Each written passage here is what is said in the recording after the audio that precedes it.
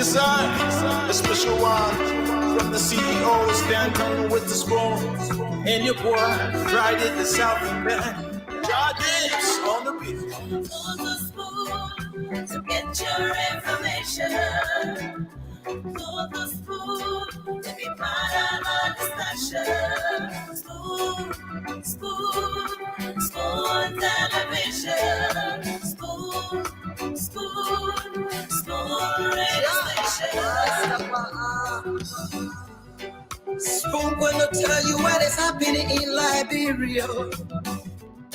Spoon gonna tell you what is happening in Monrovia. Spoon gonna tell you what is happening in Africa. Just to spoon you will know. If the children crying for starvation, just to spoon.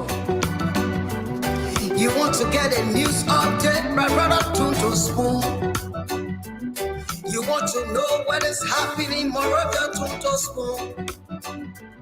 Politicians want to make their decision, just to spoon. You want to know what happening in the ministry, to spoon. Yeah, to spoon. Yeah, to spoon.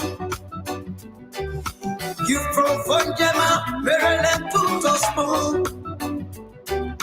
Yeah, to spoon. If you eat keep on congratulate my brother, to spoon. You got a spoon TV, you got a spoon radio, to spoon. Yeah, to spoon. What? Yeah, Rastafari. Kilibamba, kilibamba, kilibamba. Kilibamba, kilibamba, kilibamba. What I want? This one you back today. Spoon TV. Spoon. This one you back today.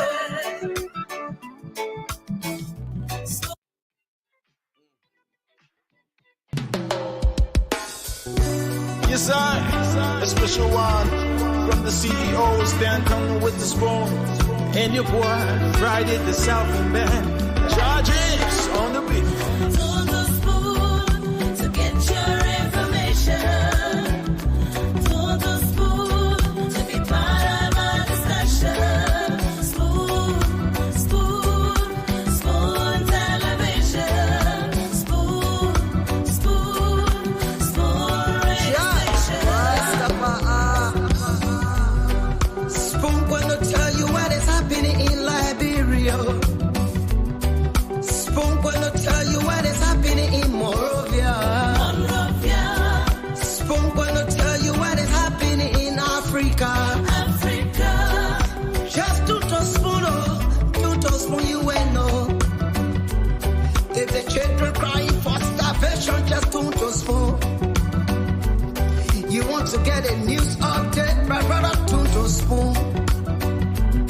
You want to know what is happening, Moravia, to spoon. Politicians want to make their decision, just to spoon. You want to know what happening in the ministry, to spoon. Yeah, to spoon. Yeah, to spoon. You from Funjama, Maryland, to spoon. Yeah, to spoon. If you eat keep on congratulate my brother, to spoon. You got a spoon TV, you got a spoon radio, to spoon. Yeah, to spoon. You wanna get a news update, to spoon. What? Yeah, Rastafari. Kilibamba, kilibamba, kilibamba. Kilibamba, kilibamba, kilibamba. What I want? This one you back today. Spoon TV. Spoon. This one you back today.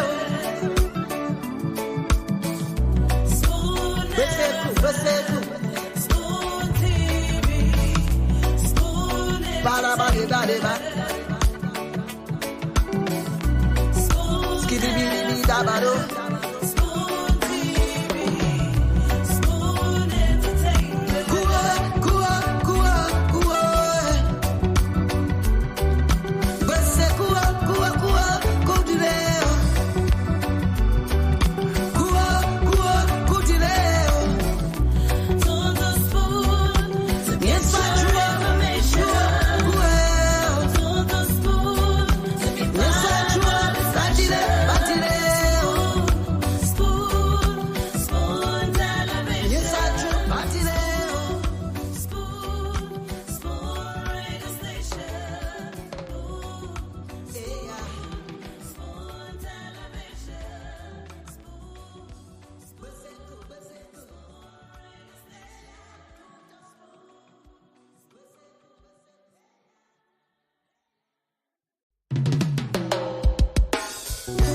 Yes, I, a special one from the CEO, stand coming with the spoon.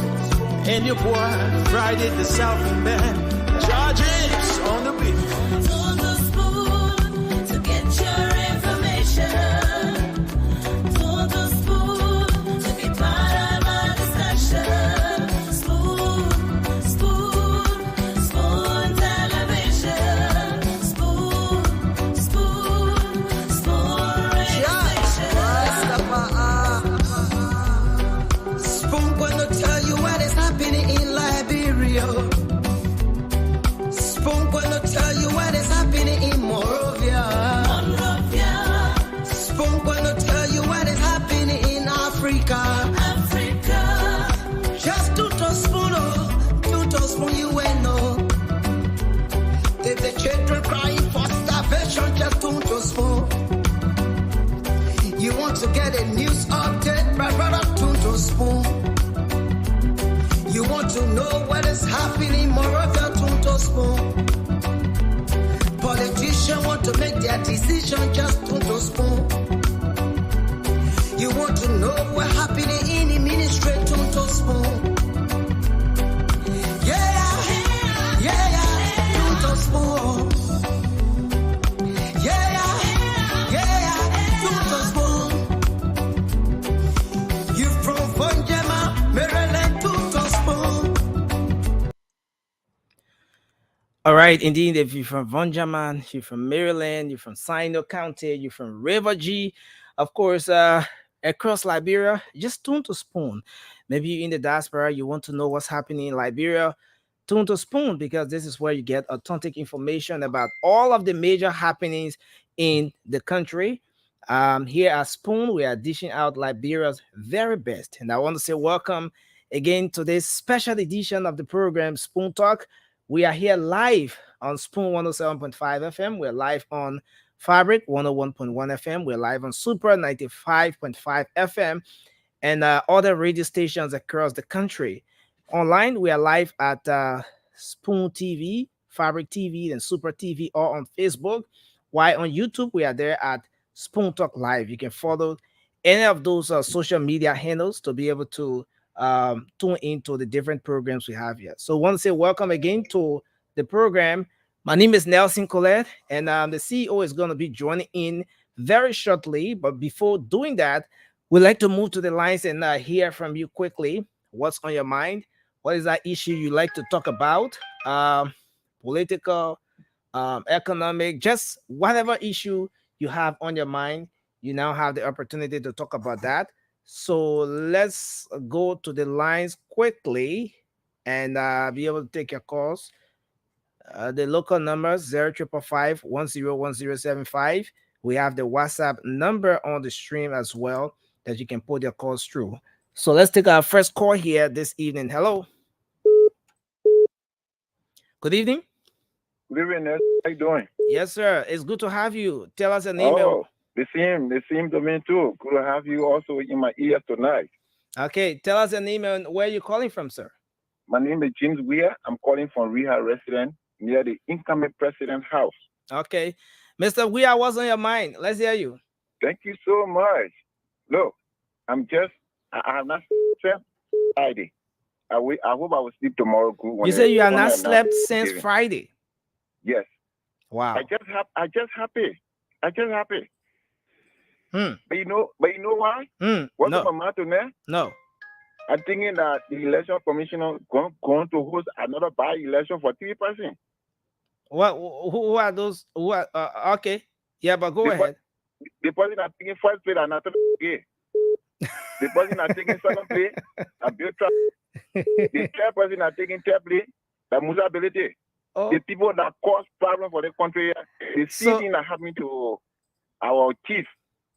Yeah, you know what so happened so in that Kabaka that was one your mind. You think they're coming out by election for the three people? Okay. But I'm thank telling you. you. Thanks a lot. Thanks a whole Thank you. lot. We Thank you so appreciate much. you. Let the election commission start planning for the by-election there. Thank you. Let's take this person here. Hello. Hello. Yeah, how you doing? How you doing? Yes, sir. Let's hear you quickly. Your name and where you call from. Hey, man, my name is Joshua Kennedy. I'm from Massachusetts. How are you doing today, my brother? Yeah, we're okay, man. Joshua, what's on your mind? What would you like to talk about quickly? Yeah, what's on my mind is as a unity party, I'm celebrating. I'm happy. Our Joseph Boycott won. So it's a very celebratory time for everybody, for all Liberians. But something that I just want to say, as much as we are happy and celebrating Joseph Boycott, I believe that every Liberian that have access to internet, every Liberian that God gave them the ability to speak, should hold the unity party to the fire. If God gave you ability to speak, go on your social media. Yes, we will all continue to listen to the biggest platform in the country, Spoon. But Okay. if you have the opportunity to speak, go on your platform, stop voicing anything unity party does wrong. We need to speak to it. Liberia has 60% of young people in Liberia. Thank you. We cannot sit back and allow our country to be run the wrong way. Thank This you. time, we got a whole unity party to the fire. I Thank appreciate you. it, my brother. God bless. Thanks a lot. Let's take another person here. Hello, your name and where you call from, sir. My son, Dolly Sherry, calling from Goche Mecca District in Bomi Okay. County. From Swan Mecca District in Bowman County. It's good to Yeah. have you. Let's hear you. What's on your mind? Well, what on my mind? I just want to congratulate the Liberian people for a peaceful election, Okay. and most especially to the sedition. I want to implore them, yes, Okay. for listening to their father, their family. So you want to applaud them, right? To be kind, yes. Okay. Kind. Thank you. The election is not about we, it's not about what, it's about Liberia. Thank you. So I just want to tell them thank you. Thanks a lot. Thanks for your contribution. Let's hold you there and take another person from this line. Hello.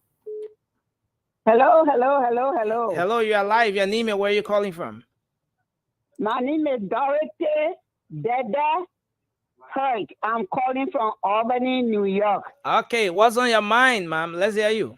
What is on my mind? I want you to tell Nelson Colette and you, all of you, y'all, thank you so much. I'm over happy. I talk to my people in Beaumont. I'm from Beaumont, and I was born in Lofa, but I grew up in Beaumont. Okay. I really appreciate the job that you guys have done. Thank Don't you. look for me soon. We're coming before the inauguration, and y'all will meet me in person. I'm from Albany, New York. I'm calling. Thank My you. son is there. He's there. He's waiting for me. They've been suffering, and we thank God for Liberia. We Thank thank you. God for you people. Thanks we a thank lot. God. I pray that God bless you guys. Tell Nelson Colette, I'm looking at him. He shouldn't fall in love with that net woman. Oh. Let's take another person here. Hello, your name and where you call from? Hello. Hello. Yes, your name and where you call from? Hello, Nelson Colette. Yes. And hello to the CEO. Hello to all the members of FM. I'm so happy. I don't know. Since yesterday, I've not eaten. I'm just happy. Anyway, my name is Jessica Manjo, Okay. calling from the Avitable Road Bell. Okay. I just want to appreciate God Almighty for what He did for a lot of people.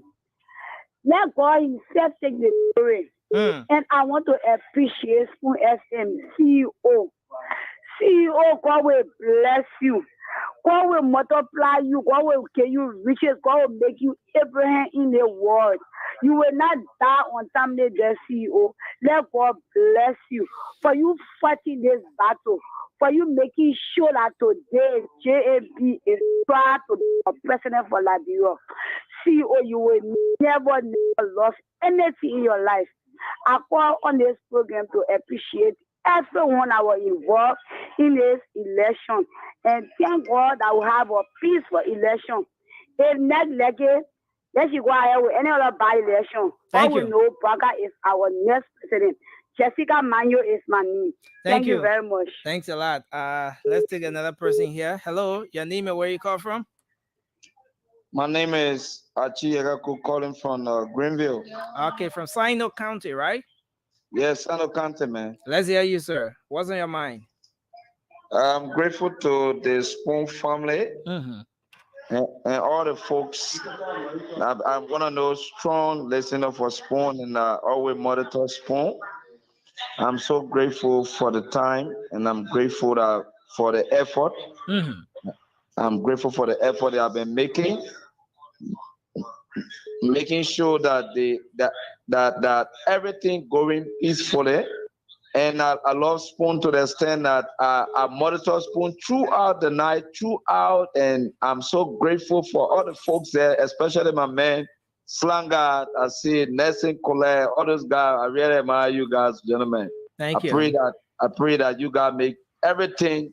I thank God that you guys are make everything successful and Liberia is peaceful with your effort and with the prayer, and every one of us are moving strong. Thank God. Congratulations to us. Thank Mama you. Liberia. Thanks a lot. Thank you very much. We take another person here. Hello, your name and where you call from? Hello, Nelson. My name is Emmanuel too. I call from DC again. Let's hear you, sir. What's on your mind?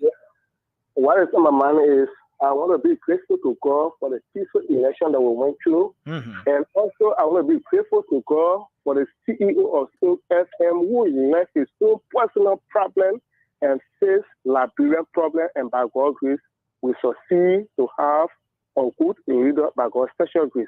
May the Almighty God bless Dr. Watterson, strengthen him, speak to his level of understanding, and add more years to his age to live in Jesus' mighty name, I pray. Amen. Thank you. Thanks a lot, my brother. Thanks for your contribution. Let's take another person here on this line. Hello, your name and where you call from?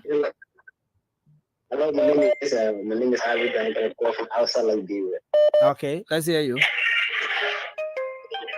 Hi, let me take this time to commend our ex-president for him being a peaceful person to serve that category as a peaceful citizen. But this first time in history for me to see the president sitting in Africa for him to move power with a peaceful mind. You said now listen, you said this is come back with that point, sir. I said it is first time ever here in Africa, in West Africa as whole, to see a sitting lawmaker live power peacefully without no violence. It looked very deciding to me, very surprising to me. So I let it commend him for the hard work and appreciation go to the president-elect Ambassador Joseph Boaga and his VP. Thanks a lot. Okay, thank you. But just a quick correction. Our president, the outgoing president, is not the first president in Africa to leave office peacefully. West Africa.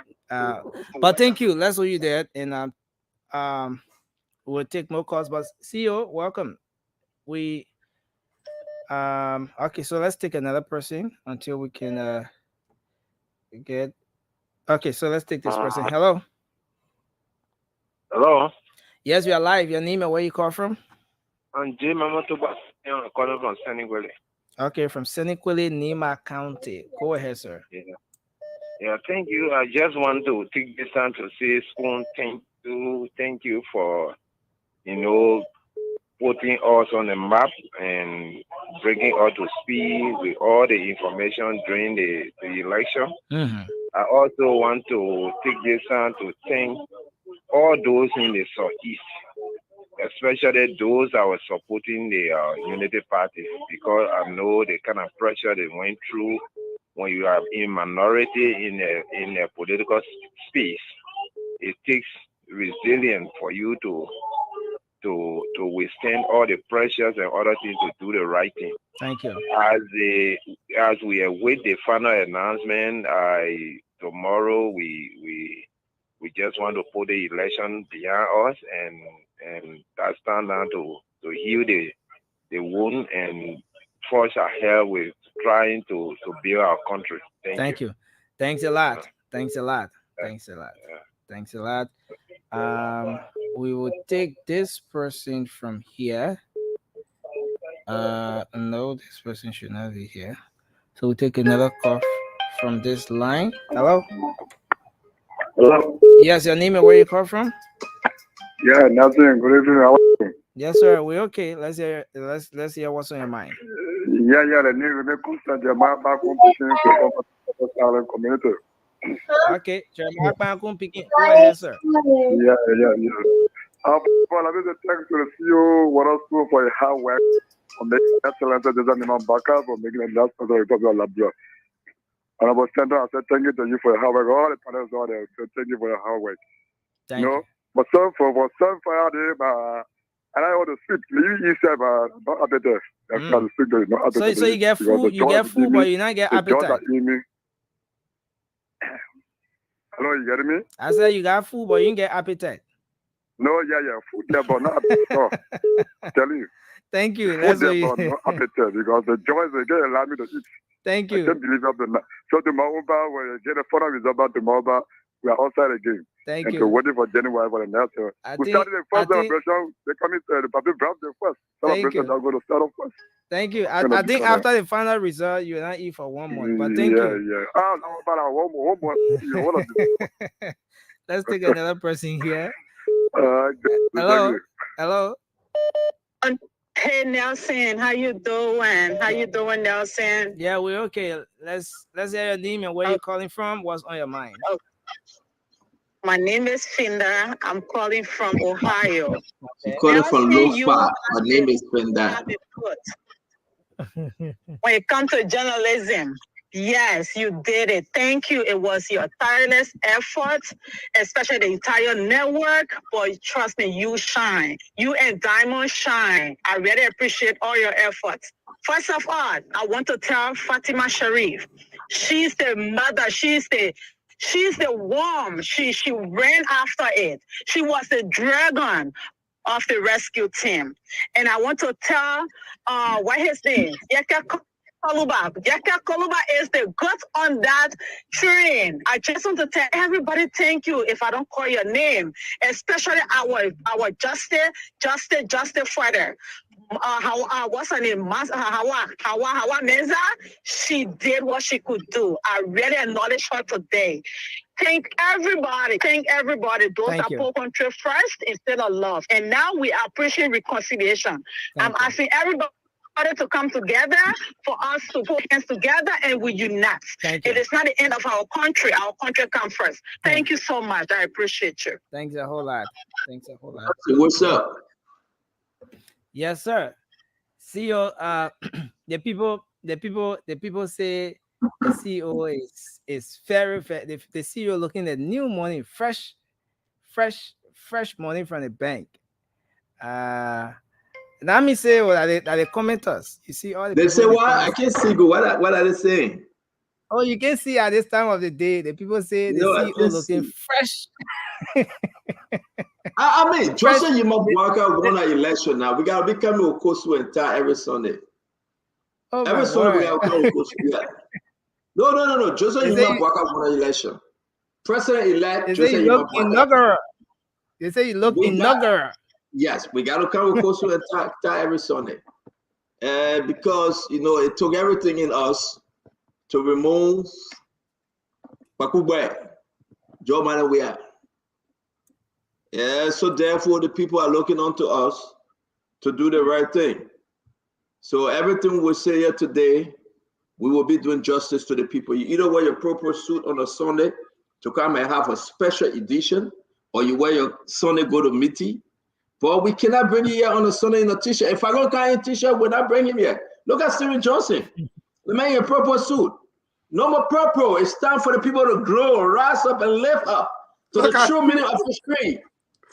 And we hold this truth to be self-evidence that all Liberians are created equal. We hold this truth that all Liberians are created equal. For the 3,000 square miles, all Liberians are created. Don't come here with your thing, no. We will do the thing during the week. But on Sunday, we will come and say, you are the God I know. You are the God I serve. Jesus, you reign forevermore. And Stephen, that special Francine Chinaway Richardson, we want to say welcome to this special Sunday edition of the Spoon Talk. This is where we come to discuss the issue about Liberia.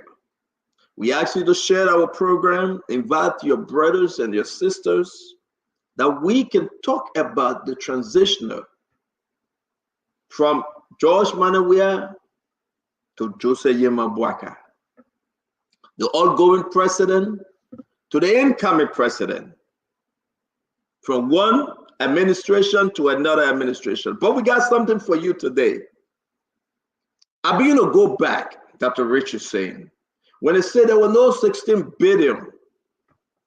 I have received all the documents of the 16 billion that George Manawia and people stole. I received them all. Yesterday I told you, I gave you another information again. The rest, 11.5 million, I got all that document. You know, the people leaving the government, Steven, hey God, the people are mad.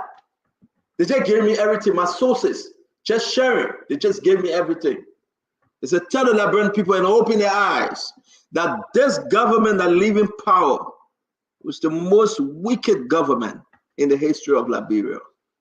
When Samuel Twice said there were no 16 billion, I will give you all the documents from the port, from finance, from everywhere, and who text messages I will share with you who were involved with that 16 billion, who took the Liberian people money. Today is Sunday. Today is the 19th of November 2023. Folks, welcome. And let's listen. This is not only about George Manawia. This is also moving forward. The Unity Party government that is about to come in, we will hold them accountable. We're not going anywhere. We will tell you and we'll hold them accountable. So welcome to the show, Dr. Special. Good to see you. Where's Mr. Richardson? Yeah, he's upstairs watching football. Steelers playing today. I hope they beat the Steelers. I wanted to say, I hope they beat the Steelers. Hey man, I want bet with him. Hey God. Hey man, I hope they beat the Steelers. I hope they can get them 24-2. He listening to you, I'm sure. So yes, please tell him. I hope they can beat them 24-2. You bad. That's left. So, but Zizo, I mean that name. I know that name. Zizo. My man, Zizu, my man. His name is Zizu. Zizu, what's up? I'm good. Dr. Richardson, how are you? I'm good, Steven. How are you? Yes, good to see you. You too. Good to see you. Where you coming from, man? What's on your mind? My man, I mean, I've been following social media and watch people vent their, like a lot of people are traumatized over 6 years. And one of the things I'm beginning to see is a lot of people putting out what has happened or what happened to them over the last 6 years. I was reading a particular post from a young man who runs a private NGO and how his sectoral license could not be renewed for 2 years for no reason, for no apparent reason. I've seen civil servants come out publicly and express their excitement on Facebook about the candidate they supported in the elections.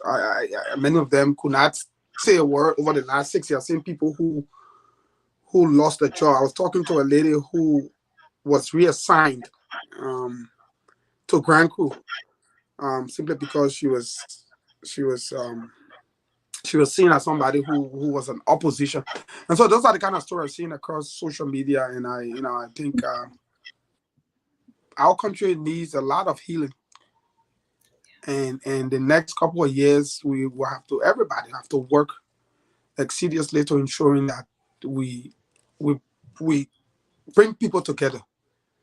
And if not, it's going to be a heavily divided country on several lines. The elections point out a number of division, tribal, political, social status. And so once the new leadership pays attention to all of the unspoken languages in the election result, I think nation building and national renewal will be attained. But failure to do so, I'm afraid our country will continue on the path of retrogression. So those are the kinds of things we all of us will have to pay attention to. Healing the country. Election over. Since Friday last election, it's over. Most of the things you see us doing is just the fun of it. Everybody just got to laugh it off. There's that cooling off period will happen, and then by next year, the new government will move into serious business. And how well they bring the young people together. We saw the elections also show a huge division between young voters, many of whom first time voting, very passionate about their respective political institution, and getting them to work, and trying to dissuade them from this whole toxicity of our political culture will be another challenge. How do you reintegrate young people into society from being just only political actors to now believing that they can be productive citizens. They can get a job, whether it's a vacation job, whether it's that kind of thing. So our young people cannot see politics as the only outlet to survive. Because many young people enter politics because this is where they get handout and other things, and so that's how all those young people are trained into they are being weaponized by political actors into just attack Thank you. dogs. Yeah. Thank you. I mean, a lot of people coming across now, telling me similar stuff, but we got to help, Stephen. We really got to put our foot down and do the right thing because we cannot, for any reason, we need to help. It's a long way to go. I preached today in the church that Rich is saying, and I talk about that long way, that highway. Isaiah 35:8 says there will be a highway there called the road of holiness. And I preach on the highway. President Elijah Boyka, he's not coming in, with surplus. He's not coming in with milk and honey. He coming on the rocky way, on the very tough terrain, down in the valley, up on the mountains, on the mountain top. But he got to get the Liberian people out of this mess. And post-election, we have to start speaking and finding ways in which the Liberian people need to understand. I know I'm going to go to you, Dr. Rishi, saying the expectation are so high, right? People want breast price to come down to $13 to $9. Actually, will it happen? Are we there yet? People want gasoline to come down to $2, $3. And this thing in the split second, if the message is not said right, people will hold Joe Boyka responsible. And so we have to now we got to educate our people. The way forward will be tough. It will be rough. We can get there, but we got to make some sacrifices. So talk to us, Dr. Richard said. It's interesting that you said that you preached today because in church today, the sermon was about Elijah and how he had to criticize the evil king and who was enslaving his people. And he told the king that if you don't stop enslaving your people and stop worshiping false god, there's going to be famine on the land. And it came to pass that famine did come, and Elijah had to run. And the story to me that related to the Liberian people is that sometimes when you're running to become better, Elijah had to go through all kinds of different things. He had to go through, you run in the bushes, you got to go through, cuts, you got to find your way through, you got to go through darkness, you got to go through suffering because there were days where there was no food. Liberian people have been through suffering and they will probably continue to go through suffering until this government gets its foot on the ground to figure out, how to direct the country. And, but one of the things that Elijah did, he stayed in tune with himself and to his surrounding. And that's what we Liberians have to do. We have to stay in tune with our own self, with our surrounding. We have to be able to listen, to the voices, and the best voice among us that says that speaks to us. When God spoke, God provided Elijah's needs. I mean, he provided water. He had the raven feed him. But when God speaks to you, you have to listen. You have to listen to your constitution. You have to listen to the laws around you. You have to listen to the people around you. You have to be in tune. And the story goes further, which plays the crucial role of women in Liberia. A lot of times there were strong women in the Bible. A lot of times we don't give them credit. But he eventually told him that he's going to leave the forest and he's going to go and he's going to see a lady with sticks, collecting sticks. And that lady is going to have, some jar with oil and water in it. And so Elijah goes and he sees this lady, who's a widow, by the way. She didn't have much. She looked like she was about to die. She was skinny. And then eventually, he asked her, and she was like, "How dare you?" Like, I was like, in the church today, I was like, "How dare he ask this woman who doesn't even have much for something?" And I'm like, if I was her, I'd be like looking at you up and down. I'd be like, please, I beg you, please take a trouble somewhere else. Don't bring it to me. But she was obedient. She was attuned to her surroundings. She told me, say, listen, I don't have much, but I'm gonna listen to you. And he said, just do what I said. Please, just listen to me. God spoke to me. If you go and you get, some water for me, and along the way make me some bread. And I'm by this time looking at the pastor like, he got some nerve to be sending this woman who looking like she about to die to go baking bread. Can you imagine? And so she did. She listened. And the end of the story is that God provided all. He provides all of our needs, and He's gonna do that for the Liberian people as long as we stay in tune and we watch our laws and we keep this government neck. We keep our knee on the neck that it will do the right thing, do right by the people of Liberia. Things are going to come to pass. It shall happen. So that's kind of what happened in church today. So it was ironic as you said that. I think the story are very parallel. Yes, the issue about that story you told, right? And I know Steven, he doesn't go to church so often. So actually, all right. So, but here's the thing about that story, though.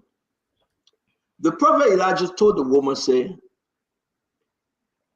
fix mine first. Mm-hmm. Exactly. I didn't want to go into all that. And that's the important one, Stephen, because the woman said, I have this little to eat for my son and myself to die. That's right. I was just at my last meal. We will eat, and that's it. We will die. Yep. Imagine a war. You get a little 1 cup of a year, the children will eat, and that's it. Whether you live to see the next day, that's fine. But the prophet said, no. That rest you're going to cook, get my own first. Let me eat. Imagine that. Before you and your dying son. So dear woman, let me. I'll be looking at you up and down. Are you serious? It's powerful. It's so powerful. But if God is ready to work in your life. That's correct.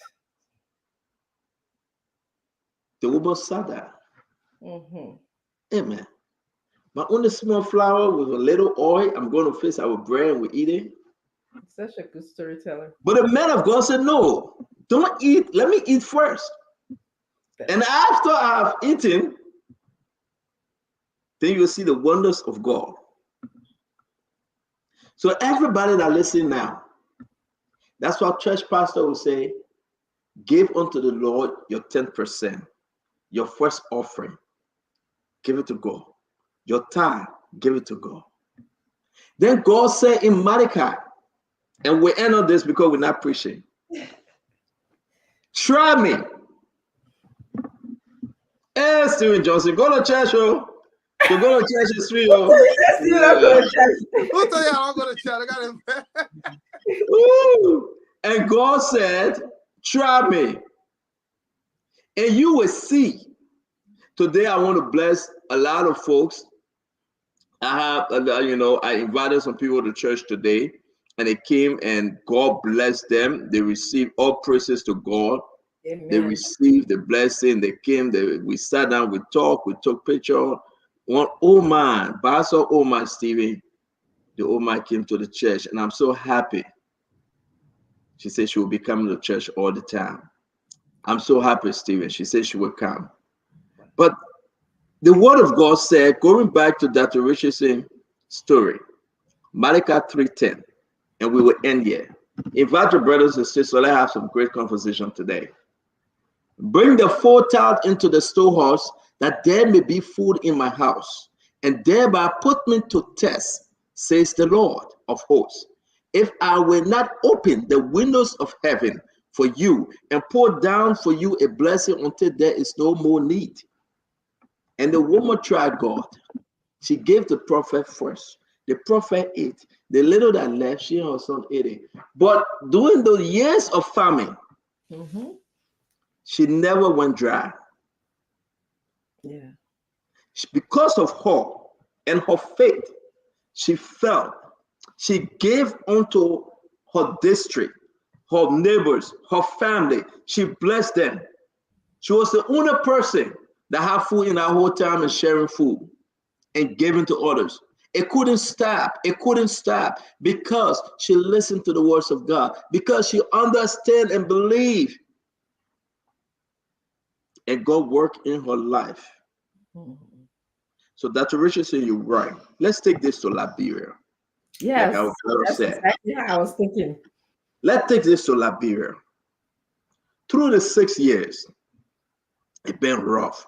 Through the 6 years, it's been hard. Yes. And people say, why are you still calling this guy's name? I have to call their names because I know I was part of their conversation. I was privileged and I understood exactly the game plan. But God have redeemed our nation. This man, let me put this up real quick. I hope the guys didn't take it out. And then we'll go to you. Amen. All right, they took out his picture. Although they show you some other picture, but they took it down. And we'll talk about it later. But I want to say, you're right, my brother Stephen Johnson. Let's bring the people. Let's bless them. You know, let's just talk about Liberia, the way forward. Jose Yima Baka, your expectation. GMB get on. They want part that Kevin Adams say he will carry my load. They want our load. They want our load. Yeah, you see. You can hear me? Can you hear me, Steven? No, I can hear you. Muted. Yeah, I don't know why he muted himself. You I muted can hear you. Don't want when everybody all then you can. Oh, the echo? Yeah. So I'm just saying this about, but let's go back to you, Stephen. A lot of people have a strong expectation now. The man said that, listen, Jose Yima Bwaka will turn water into wine for Liberian. The thing that Jose Yima Bwaka will bring rice price down to $9 for 25 kg. The thing that clean drinking water will be running through the city. Electricity will come tomorrow. I mean, can you talk to us now? You are part of Unity Party. We are not. A lot of Liberians out there, a divided nation. You listen to the personal speech today, we'll go into it. Yeah. The man threw a lot of jabs. You understand? He said a lot of different stuff. But these guys, they're not going anywhere. They're now going to hold Joe Bwaka feet to the fire. Should Liberian expect President-elect Jose Yima Bwaka to turn water into wine? And how long would the honeymoon last for, Stevie? Before you come in, I sent you a letter that said that was from a speech from Joe Bwaka. Did you see it? Is that true? No, that letter is fake. No. Okay. That letter is fake, my man. Sorry, I didn't reply to you. That letter is fake. Those are propaganda stuff. So, Stanton, like any new government coming to power, the honeymoon period, especially coming to power after such a difficult 6 years, the honeymoon period is a little short. You have a little short window for people now to start demanding. But yes, what reasonably you can do. And Joseph Bwaka was elected on several reasons. Key among those reasons is the fact that many persons believe that he represents integrity. He's a man of integrity. He's a man whose life, in public service is one of exemplary leadership. And so one of the first things a lot of Liberians believe is the issue of holding people accountable. And so one of the biggest successes of the Barker's administration will be how his government approaches the issue of dealing with corruption. Because how effectively you deal with corruption will create opportunities for your country, because there are lots of goodwill out there, but many a times, and we've seen this time without number, especially from our foreign partner, the U.S. government, other foreign government, they've said over and over that the fundamental problem with Liberia is the issue of corruption, public accountability, public loot of state resources. So once the Barker administration can effectively deal with the issue of corruption, how do you deal with corruption? You have to first audit to know the financial health of the country. You got to, where applicable, you got to go to court to be able to hold people accountable, and where applicable, people got to have forfeiture of property or assets that they did not, acquire through the proper means, because the revenue space is tense, the payroll is bloated. And then you have a government where Barker takes over, a lot of expectation from your own supporter about jobs and other things. How do you do it? Do you flood the payroll when you cannot pay? So you have to create opportunities where the government can have some revenue, some revenue flexibility. And how do you do it? People got to account for the stewardship. And this is the beginning of, I would think that Barker should set the pace for the beginning of a new Liberia where people who go to public service can be held accountable, and that people who go to public service should see it as a service to nation rather than a pathway for wealth accumulation. Because that's what we've seen over the last 170 years in Liberia. The wealthiest people in Liberia are those who have public jobs. In other countries, the wealthier people are private citizens. People in the private sector in Liberia is the opposite. Let me ask you a question before we go to Dr. Richardson. Let's stick with this. A lot of folks found this interesting. With the hope so high, Stephen, do you think those that will be chosen, right, to be part of this government, I know we are liberal, but do you think they will go into this government to behave like the CDC folks? So I would think no, but yes, what I also would think. I think before you are appointed, Ambassador Barker, now President-elect Barker, will have to share with you his vision over the next 6 years. And ask the fundamental question is whether your own vision, your own private and public values fit within the vision. Because there are three groups of people in all government. Nobody should lie to you. They are good, they are bad, they are evil. There are other people who go to government with the intent to do good. There are other people who go to government with the intent to do bad, and there are other people who go to government with the intent to be evil. It's in all government. But how you manage, how you deal effectively with those whose intent is to do bad or do evil is what will set the basis for your government to succeed. So I would think as Barker is president-elect, is to say, look, Dr. Francine, this is my vision for Liberia. I want to fight corruption. What are your thoughts? What do you want to do? Do you want to come on board and let us fight corruption together? And if so, this is where we're moving the country. Because you don't want to do it in a way where somebody gets caught in a bubble. On one end, people telling you, say, lefty side for the people, this is Liberia, we all want be happy family. And then one other end, Dr. Francine or sent on fighting corruption, then you look like the bad person. While other people saying, we want be families, then somebody is in the field fighting corruption, then you look like a bad person. So there has to be this shared vision, this collective mindset that, look, this is our plan. We want to go fight corruption, and we're looking for fighters.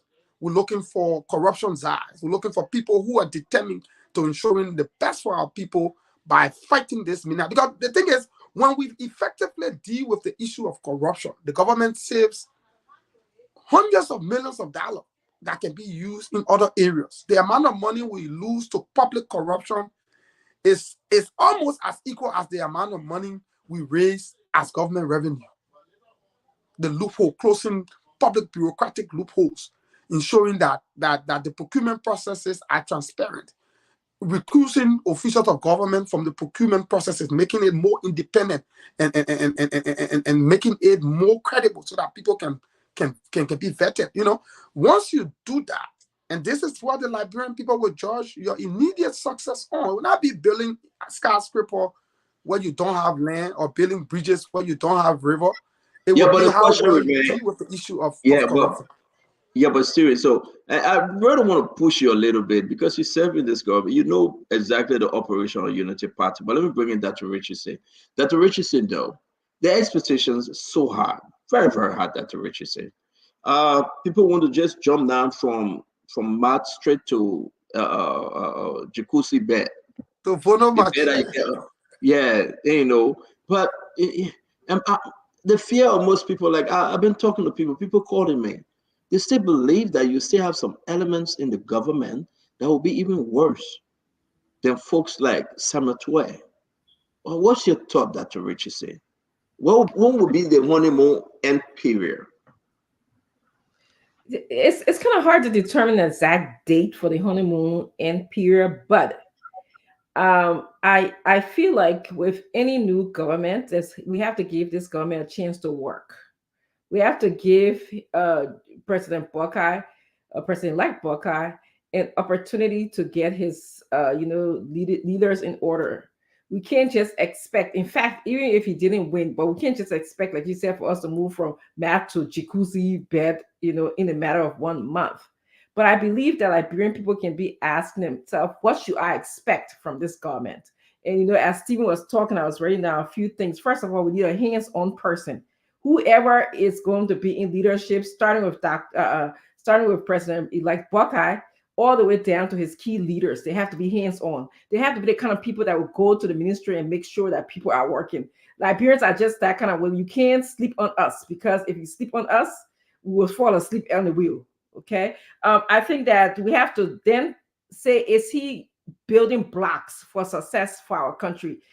I said building is the key word here, because when you're building something, you have to start from somewhere. You're not going to be there magically. Is he building the blocks for good governance? Okay, governance. Is he building the block for good rule of law, which is very important? That whole idea of people driving the third lane, all of that got to stop immediately. Those are things that I expect to be done immediately. Cleaning the city of Monrovia, I expect those things to be an earlier start. Okay, they won't be perfect. There'll be days that we'll still see dirt in the street, but at least there'll be conversation and verbalization about it. The issue of competency, we should not see him appointing people for positions that have no idea what they are going to do, like the previous government. They appoint people, and then these people go to be verified, by the legislature, and then they have yes, then they have no idea what they're doing.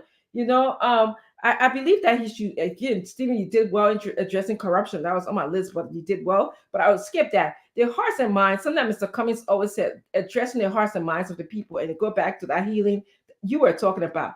There has to be jingle about healing Liberians, bringing unification, addressing our mindset, because after the war, nobody addressed the mindset that we're talking about, the suffering that went through. Like you were just talking, your friend losing his job in the previous government because he didn't support the government. People are angry. And President-elect Buckeye has to be able to discuss. He has to bring that anger forefront to the people and say, I understand. I know that you are angry, and you have all rights to be angry. You have to recognize that. You can't just glass over it like the way that it was. People just kind of skip over it in the previous government. The economy is key. And this time, the way that I see the economy shouldn't be an economy that is dependent on the outside world. It has to be a combination of both. An economy that is almost like 50-50 if we can, dependent on Liberia, our soil that is so rich, dependent on like ecotourism. Like, for example, making sure that we have like low-hanging fruits. Like the hospital don't have to be like, 5 stars. I mean, I'm sorry, the hotels don't have to be like 5 stars hotel. But there's a way that you can make our country that is so beautiful. You can invite people. I mean, the flight from New York to Liberia is like what, 10 hours? Yeah, about 9 hours. 9 hours, yeah. That could be a hub for all of these children here going, the college children that are going for spring breaks. We could begin to sell our country to other people. And then, of course, if you want to depend on international donors or, people to come and help you, give you money to develop our country, that's fine. But I think we should put our effort first. We have not done that for a long time. So that's what I have to say, Stanton. You see, I understand what you're saying. Everything that step, and 1 step, 2 step, 3 step. But Steven, the bread and butter issue right now should be the first issue on the agenda. Okay, we are talking about food. We are talking about healthcare system. We talk about today, people still dying in the hospital because of poor healthcare system. Today, people still going to bed hungry. All depends who President will put in place. No promises out there President Bwaka will put in place. We got to get used to this. Yes. No country out there will just send millions and billions of dollars to Joe Bwaka and say, well, you are starting, we'll hit you with this. So how much do we have left? What George Banner we are leaving with us? So my thing is that, and I want to ask this hard question. The honeymoon right now, I don't think it would last that long. Because the Liberian people, the country is divided.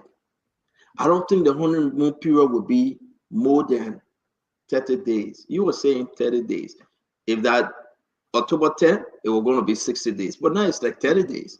Immediately JNB take over January, people will start holding him responsible while he's still naming his cabinet minister. Am I right, Stephen? True. You can hear me? Yes. So, Stanton, why it is true that the country is divided on political lines, they are united on certain lines. The politics is there, yeah. They voted they voted Bwaka. But there's one common denominator. They want a better life. Everybody who voted, whether for Bwaka or for George Weah or everybody in the first round, one thing they have in common. Every Liberian want a better life. They want to see their country prosper. They want better conditions for the schools. They want better conditions in the hospital. They want better conditions for the children. My question to you, Stephen, we understand because this is your party. So we I'm coming understand. there. I was coming where's there. the target? What should be President Joseph Bwaka target? His first hands-on. That better left, it will not come tomorrow. Stanton, the first People thing got to make do sacrifices too. Stanton, the first thing is because if you look at the fiscal health of the country, Liberia is in a complete terrible fiscal condition, far worse than even the war years. We've been suspended from the ECF program under the IMF because we've not paid our interest on the loan. There are lots of borrowings for retirement under the national program from the central bank. Government been using these money. People cannot get a retirement benefit. Salary issue of the issue of salary payment. The last few weeks saw the instability in the economy, so investors were very skeptical about whether to bring in their goods or to watch and see because they didn't know the political future of the country. So those last couple of months affected revenue. And so the beginning January after you take office, you're confronted with a serious fiscal calamity. The way to begin is to now try to take monies from those who acquire it criminally, so that you can have at least something to start with. So if I'm Stephen Johnson, I work in the previous government, I was able to steal $40-50 million. You allow me to float around Moreover with that kind of money. So once you deal effectively with taking money, criminally acquire money in the hands of people, you create a buffer to be able to get some money to invest in quick impact projects. Because I don't expect, go ahead. I don't want to interrupt you, but I think you also be setting an example. One of the things that previous governments have failed to do for our people is set an example to say, if you steal our money or you stole our money, we're going to come after you. That's going to deter people from acting corrupt. So go ahead. I wanted to add that point. And that's true, Dr. Richardson, because you now start thinking too that if by the time we leave power, other people are going to come after me. And so it sets the basis. So Joseph Bwaka will have to begin on day one with setting the basis for public accountability. There's no time to waste because you're not going to get money from anywhere to fix the hospital in 90 days or to fix all of the roads in the country in 90 days. You're not going to do that.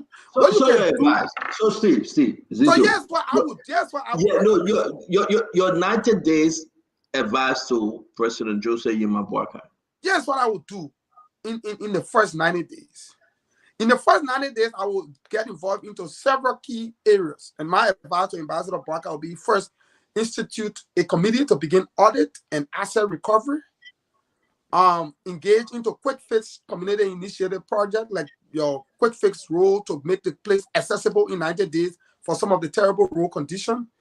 Open the rest market, reduce some of the rigidity on the rest regime that will allow for only a few persons to be able to import rice. Open the market, allow people who have the capacity to bring rice. That would essentially affect prices downward. I will invest heavily in a national memorial. One of the things we've not done in Liberia since the war, 250,000 of our compatriots died. We do not have a single place where we go on a particular day and say, let's remember the people that died. Liberia, we just walk Can we around. keep within the 90 days? Steve, can we keep within the 90 days? That's this is what I'm 90 going days, Stanton. You to just push identify a on. spot. You're going to open a memorial in the 90 days and we talk Yes, about you just identify a spot and build a little monument there and let people go. Look, I mean, your ideas are right, but can we take it one step at a time, Steve? Because the issue is that people are texting me right now saying Stanton is food. Liberians, we run with our belly. How do you fix food in 90 days when you don't have the resources, the money? You got to first audit, seize asset, create buffers, get some money, and invest. But you cannot say you can face the issue of food in 90 days. Do you think President Bouakai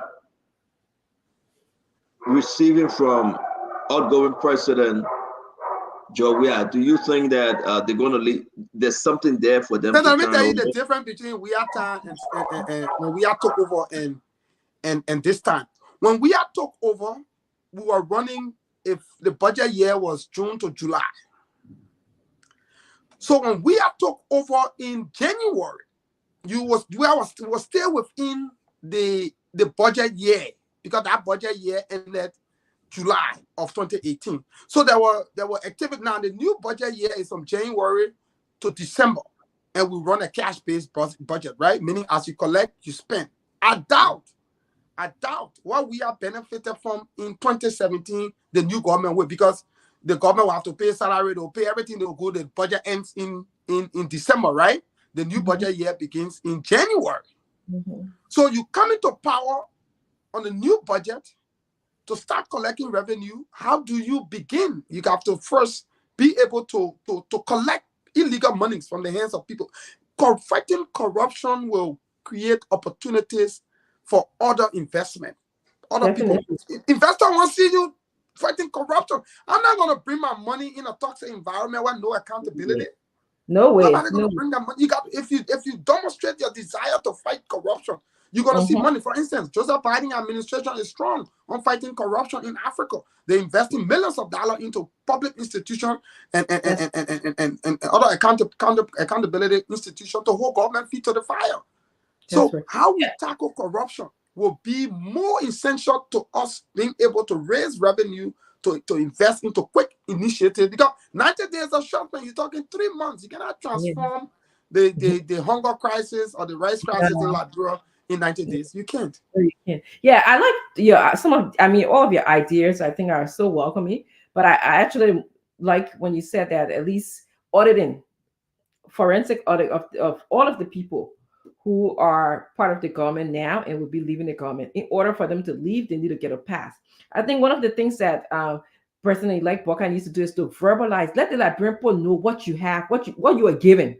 Because in the future, they will hold him responsible. We will hold him responsible. Talk to Liberian people on that day that you're making your address to the nation speech, or either further down the months, you need to tell them, say, this is what I have. This is what I have to work with. and this is where my intentions are. This is where I want to take you. All right. I also think he needs to start making some international connections. I think that our country have sort of let things go by, drop the ball in those areas. I think we became an isolated country as opposed to connecting with the rest of the world and looking at places where we can find money and people can favor our country. Some of the things you talk about, all of the billions of dollars that are out there, but we haven't been able to get it because we're being so corrupt. Nobody wants to give us money if they know that our money is going to go down the drain. I also think that you should set a task force. Okay, committees bring tank together people who specialize in these areas. We're not talking about just people who just grab people with competency in this area. Like if you're good in the area of economy, you should be on the financial task force or the audit task force. If you're good in education, and your duty will be to report to me almost on a bi-weekly basis or a monthly basis. And you're right, talking about the bread and butter issue. We are not going to address the bread and butter issue until we have some stability in the country and bring people to get money in the country, and at the same time working to utilize all of the resources our own country have. We have to review all of those contracts. A Salamita contract has to be reviewed. The contract in Bomi has to be reviewed. The B Mountain contract has to be reviewed. I know these are all legal documents, but until we find ways to review them and see how we can argue for our country as opposed to argue for people to get more money to take away from our country, then we'll not be able to address the issues. I think there will also be a task force to bring the rice price down. Something Cynthia was talking about earlier, like that $18. I think that's it, $18. There should be a task force to study the loophole. How can we bring that rice price down? Was that rice price up because it was beneficial to somebody else, like somebody had their own private business, or was it why? Why did it go up? So those are the things that I would like a task force to manage. I mean, Dr. Richardson, let's bring in our brother Al Hussein Fadika. I don't know whether he stayed in Liberia. Oh, he stayed in Liberia. Fadika, how you doing? I'm doing great, Stanton. I was sick last couple yesterday. Actually, don't be getting sick over there. Oh yeah, but the devil is Marcel, I called malaria. Yeah, we doing great. You didn't take vitamin C with you? No, I was in a rush. And Jackie gave me some vitamin C today. Yeah. Well, having breakfast this morning, she gave me some vitamin C. Yeah. And then I feel much better now, actually. I've been doing some rounds. So you had a special message for Stanton today? What was it? I saw your Facebook page. You said you had a special message for Stanton. What a message! You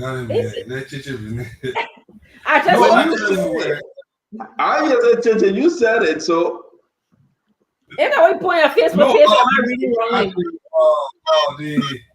The farm mocks where I was able to meet the whole team of ACO there. It was look, Stanton, I don't think you understand the magnitude of what Spoon have done in this country.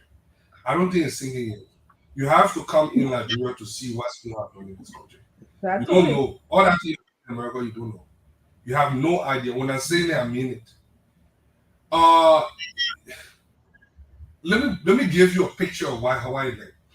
Imagine entering a nightclub or a bar and almost 300 people just coming to tell you thank you, Hawking, thank you. And you can barely sit down. That is the magnitude. I mean, every length and breadth of this thing. People say, oh, the people now on internet. You know what some people told me? I can put my phone to my ear. I was at the mosque today. Everybody, in fact, people give you verbatim of what we say on this air. People tell you things that we say. And they tell you the different argument we have had. That's how detailed they are. And I'm sitting there, I'm like, I can't remember saying that. They say, yeah, remember you thought that was saying it? Remember you were something like that? Yeah. And everybody won. It's just nothing but love. Look, Stanton, I hope Spoon doesn't just end here. I hope Spoon continue what they are doing. We have to continue what we are doing. Because it says a lot that our people are paying attention to information. Look, right now the expectation is very high. People are expecting so much. And based on the different conversation I'm having, Ambassador Burka need to focus. I will come to that point in one I want to take. Ambassador Boycott need to first focus on reuniting the country because this country is heavily divided. If you look at the vote marching, if you look at everything, this country is split in the middle. It is a very serious thing. And there are certain group of people that will become obstructionists. We have to watch out for those people. They will do everything to undermine this government. We have to do everything. The next thing we need to dim down the expectation. Because after the guys have drained our coffer and ran away with everything, I think the President Boycott, President-elect Boycott team needs to send a very clear message where we find this government. From the first 90 days, we need to, give a clear picture of where we are, what these guys did to Liberia, so that it doesn't fall on us. Because some of the things that people are going to be expecting, it will not be able to deliver it, as soon as they want it. But there's certain basic things, like I'll come here and listen to Dr. Richard say cleaning of the city. I've seen so many people that want to volunteer. Those are things that we can do, small low pet projects that we can do to ease it. The next thing is, one of the good things that the Unity Party did was they brought different people together. And one of the things that they did. So a lot of different players will be on the table. We have to hit the ground running. When I went in that mosque today, I met with the party chairman, my man Avi Kumar were there, all the guys were there, and everybody, oh, that's it, oh, thank you. Oh, spoon, spoon, spoon, spoon. Hawaii spoon. Can you imagine? Only every community in this place here, watch this spoon. And I did a short speech there, and I told them, now it's not only just voting for people. You need to ask for political representation. People need to have a seat on the table so that they can decide, their future. So they say I should tell you thank you. A lot of them want to come on the air. We have to find time to bring them. I think the party chairman I met, he said, just Stanton, I want to explain what really happened with ACO. And I said, I'll talk with Stanton, and we'll see you guys will have the time to explain what really happened, all the behind the scene things that happened. But Stanton, Spoon is a phenomenon in Liberia, and I hope we continue to get the Liberian people, inform them, and let them know what is going on. Thank you, Fadiga. When we say Spoon, it's the Spoon Network. Because we always say Spoon, Stevie, and we have Super FM, we have Fabric, we have all these different radio stations and Super TV, which of course going to come up pretty soon. So again, we want to say one thing I'm grateful for. One thing I'm grateful for is at least we live to see another day. Experience, Spoon Network live to see another day. The day of the Friday, I can say this. The government of Liberia, I don't know whether it was their plan. They took Spoon to court again. That Wednesday after the election was Tuesday, Wednesday, Thursday, Friday. Spoon Network was in court. After Johnson was still trying to close down Spoon Network. Ephraim George, Peabody. And I want the nation to hear this. The mindset was George Manuel was going to win. We're going to close down Spoon Network. And one of my best friends, I thought he was my best friend. He said they were going to use William Smith to seize all of the network property. We have that text message that is sent. But God worked in a mysterious way his wonders to perform. That Friday, that Thursday, that Wednesday,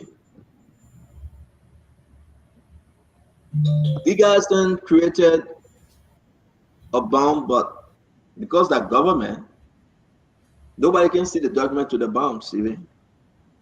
But then they were pressuring the network to say, show your own bomb. And they fired a young man that gave us the bomb from the company. But the same company cannot show the government bomb. When our lawyer challenged the government bond, that's the back and forth. Because Samuel 12, 100% need to close down the network. So if George Monowia was going to win election, like I said, and thank God the Liberian people listen, that Friday they were going to go to the station and pull lock and close down the station, shut it off. Nothing else was going to happen, period, because they were at the court. And this is very important. When Arthur Johnson seeing there's no case, and Samuel Tway used Wilmer Smith. So now what? So now what?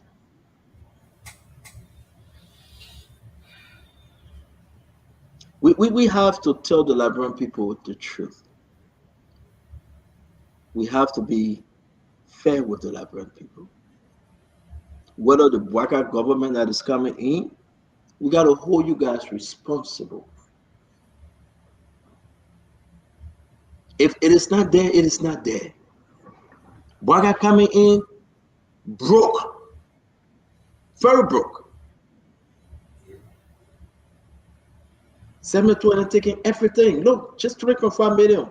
Yesterday we discussed it. They took it.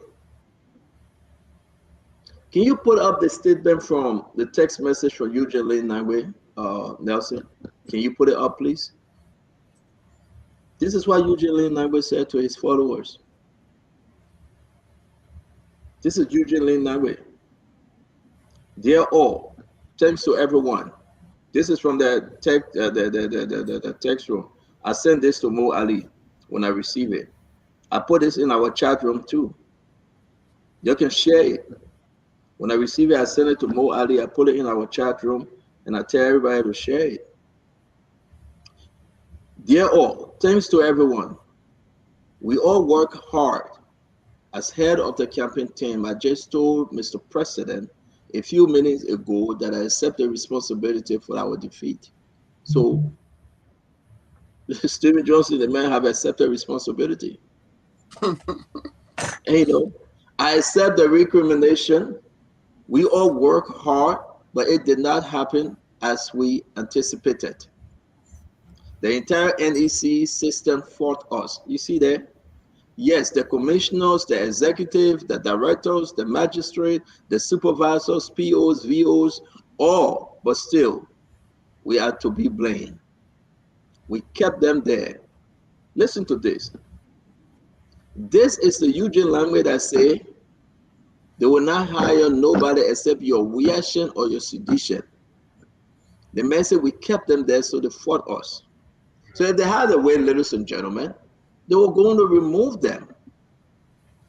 My apologies to all that reach out to our many devastated partisans and supporters. Let's consult them. Let's recriminate if we must now, but let's hold together. We are still strong even in defeat. Let me hear you, Stephen. You can take it down, James. And again, I will share it. We'll put it on the page.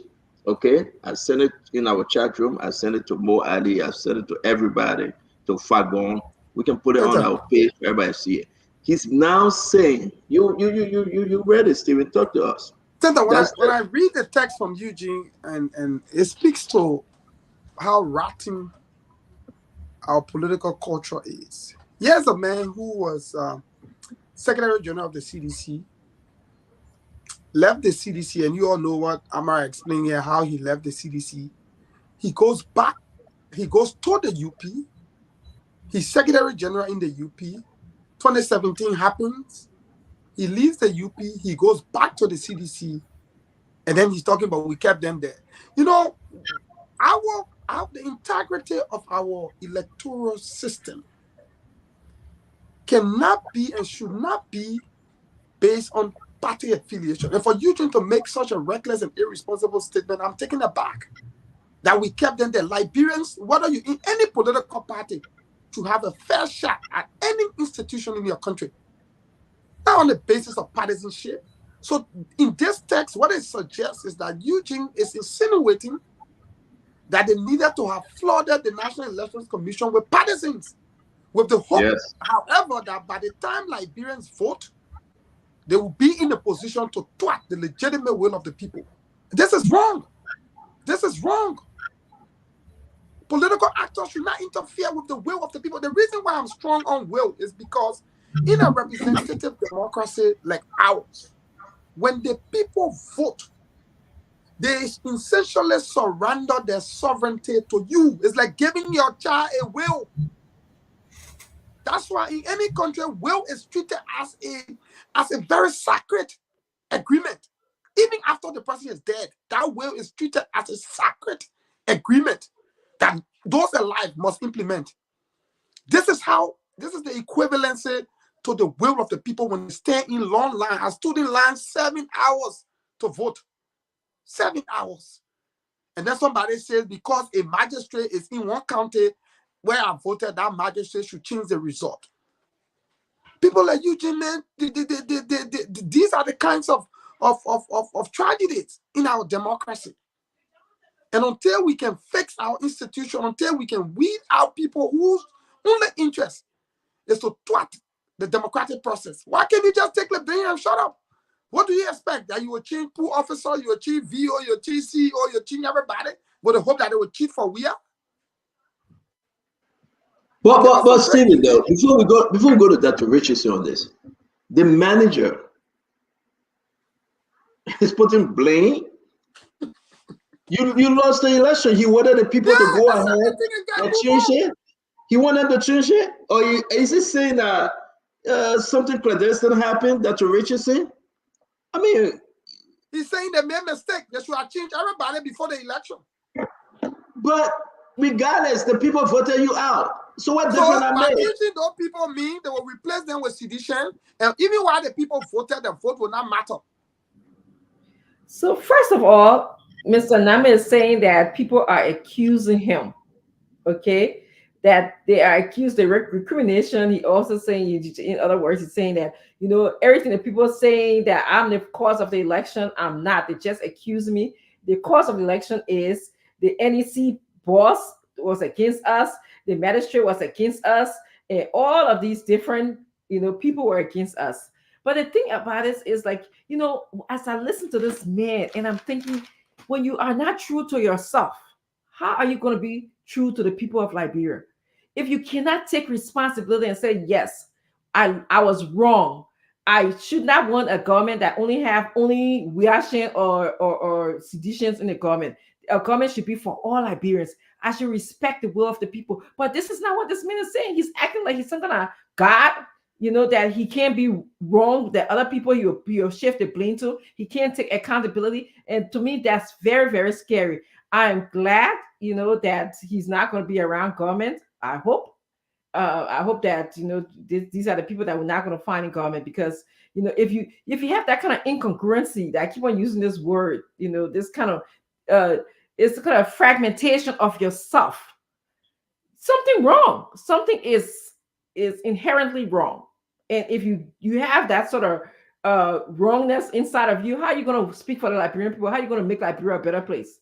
It's troubling. By the way, Hassan, it's good to see you in your commitment to Spoon, even though you said that you were sick, but it's good that you came in. It's good to see you. Yes, I got saw your brother actually. Did you see the picture? Yeah, I just sent the picture. I saw the picture. I said Fatima.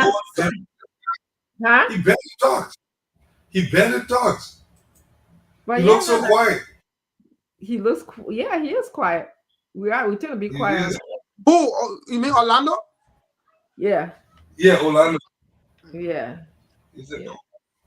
Yeah, and speaking about Stella, before we go back to like the magnitude of Spoon in Liberia and even in the United States. Yesterday, I wasn't on one because I went to a funeral yesterday, and after the funeral, when I go places, I tend to not want to be recognized because my private time, and I try to hide myself. It's hard, even in Liberia, right? So I try to distance myself. When people see me, I hide my face, and stuff like that. But after we're walking out, I mean, there was a swarm of people at the door. Just keep, are you Dr. Richardson? I want to say no, I'm not. And my poor husband. And then there's a little girl, and there's a reason why I think it's so important that I stayed on this stage. There was a little girl that came to me, and she said, "Dr. Richardson," they were from North Carolina. "I watch you all the time. This girl is barely, I don't think she's even 10 years old. And she said, "Can I take a picture of you?" Her parents said, "She's watching you all the time. She's watching Spoon, and they love Spoon." I was like, "Wow!" I mean, for that little girl is the reason why I'm on Spoon, you know. But yes, Stanton, you don't know the magnitude of, you know, how you have become a part of Liberian people's psyche. You really, really don't know. I think he's frozen. But yes, that was my And then experience. you're right, Dr. Richardson. The power of the media, and that's why when you use the media in the wrong way, Yes. the level of damage it causes is irreparable. You saw, for example, in Rwanda, Yes. when Radio Kigali was used as a means of fueling tribal divide. You saw the extent to which the conflict went. In 100 days, almost 1 million people had already died. That's how And terrible it is. and this is you Yeah. guys who are advising President like Buckeye to make sure that he utilize the media, you know, make sure that he, all forms of it, let he be able to tell Liberian people every step along the way. Let's not keep our people in darkness. Let's be very transparent in what his expectations, what the expectations are, and how he's going to meet the expectations, including the rice price, transportation, infrastructure. That's what Richard said. You see, I think this is a new day for Liberia, something that we have not experienced in a long time. More people are going to use social media now than they use social media during Jowea time. Look at Ellington and look at today. That's very true. And imagine we are moving from today to another 6 years into Joseph Yima Bouaka government. People will willingly expose these things. The media is very instrumental when it comes to good leadership or bad leadership in the country. And that's why we are here. And that's why, for me, thank God in heaven, I'm not taking any position in government. For me, thank God in heaven, I want to be Pupu Platoon. I won't be nobody. I beg. I said, no, I don't want to be anybody. Because I want to be able to speak against Fadika or Stephen Johnson or Eugene Fagon when they are in government. I want to rebuke them. George Lobo, I want to rebuke him. I want to feel so good rebuking him because I know that I am not there. He will do it. I'm dead serious. If I say Stephen Johnson flying to Europe on a government assignment with 10 people behind him and receiving $25,000 just to go to Europe for 1 week, I want to question it. And that's the position I want. I will pick up the phone and say, President Bouaka, Stephen Johnson just went there, used government money of $25,000, and he went there with 10 different women. And I don't think it's good. I want to be the tailbearer. I want to be the Chichipole. And let me say this, because you know what? It will help build our country. But if I'm in government and Stephen Johnson gets something on me and I get something on him, who will talk? Who will fight for the Liberian people? That's what messed George Manawea up. And even when the people told George Manawea, because his hands was in the cookies jar, George Manawea Adelaide, he know nothing about it. You will not find President Bouaka hands in the cookies jar. I guarantee you, his chief of staff, I will know his chief of staff. His press secretary, I will know the press secretary. How President Bouaka go to bed, how he wake up, I will know. The food he eating today, I will know. So I don't need to go through the Minister X to get me to him. And that's the beauty of the position I would take to really tell the nation what is happening. George Manawea had that opportunity. Know what they did to ELBC? It's not me. It's a report from the European partners. Stephen, the people that they institutionalized ELBC to make it CDC ELBC. Look at Lino, Liberia News Agency. Look at Liberia News Agency. No, they didn't talk. There you go. Look at Minister of Information. And these things, we need to say it for a better Liberia. To make President Joseph Yima Boakai leadership, Vice President Jeremiah Kun leadership better, peaceful, transparent. We must sit in the back and be on Spoon Talk every day to point these things out to the Liberian people.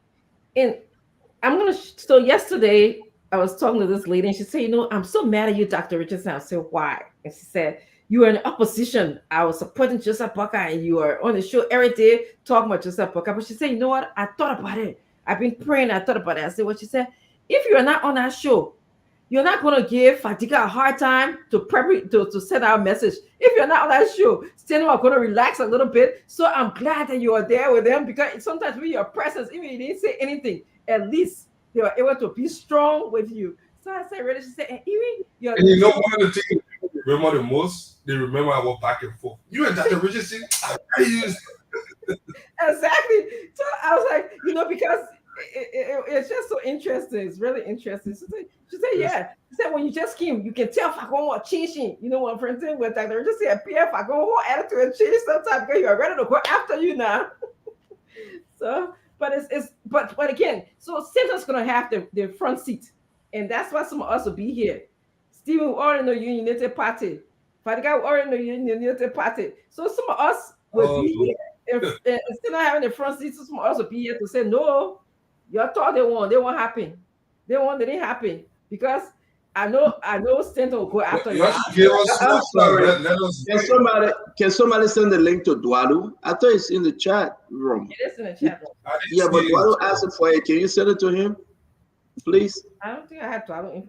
Okay, Messenger I do. Yeah, but Steven, you have it. Can you send it to him? I had it in here. I'm not seeing it. So guys, again, Gibson is coming. Dwalu is joining us. So we're gonna be having a wonderful program for the Gibson coming. Yeah, Dwalu, hold on. I'm trying to find it to send it to you. I'm gonna send it back to Ten. I'm sending it to his messenger. Okay. I haven't seen Gibson. Gibson said he coming. So my thing here is that I don't know. My thing is that at the end of the day, let's be frank, guys. We all did this together. I'm so passionate when it comes to Liberia. Let me slide this a little bit. I am, because we cannot sit. We are all crap, man. Come on, few years different.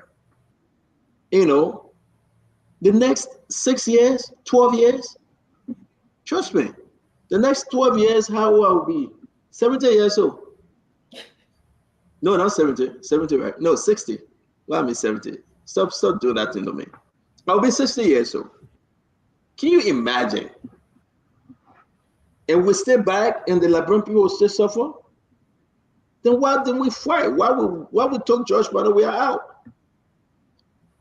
I think, let me go back to this thing, the post thing, and Stephen, thank God you and Fatika here. Everyone that try to work in this government, they should declare their assets. Correct. If they appoint you today, Joe Blow, Minister for Joe Blow, you must declare your asset and go on a credible network like Spoon Network. And let's ask you some hard questions before you go to the Senate for confirmation. If you try to hire yourself, we will fight you. You hiding something. No, Steven, seriously. You cannot, no, Steven, to be frank, this is a new Liberia. People may not, maybe I want to see Steven there too. Maybe Steven will say, shut down Stanton with this one because this guy is getting too bad. Look, I'm serious. Fatiga, maybe Steven will recommend that they shut down Stanton with this one. No, man, come on. Because I'm telling you, you cannot hire Joe Blow. Then Joe Blow want to go on a cover for senator to confirm him. Then he get bad thing in the closet. Joe Blow, declare your asset. Let's see how much you get in the bank. How many trips have you taken to America? Let's see whether you paying child support. Let's see whether you get baby money all out there. Then let's dig into your, listen, they do it here in America. It's true. Men a Dwalu that get 3 girlfriends, let's get to know them. How many outside children you get? How you willing to take care of them? Jesus. No, because this is what we're going to do. This is the new Liberia, folks.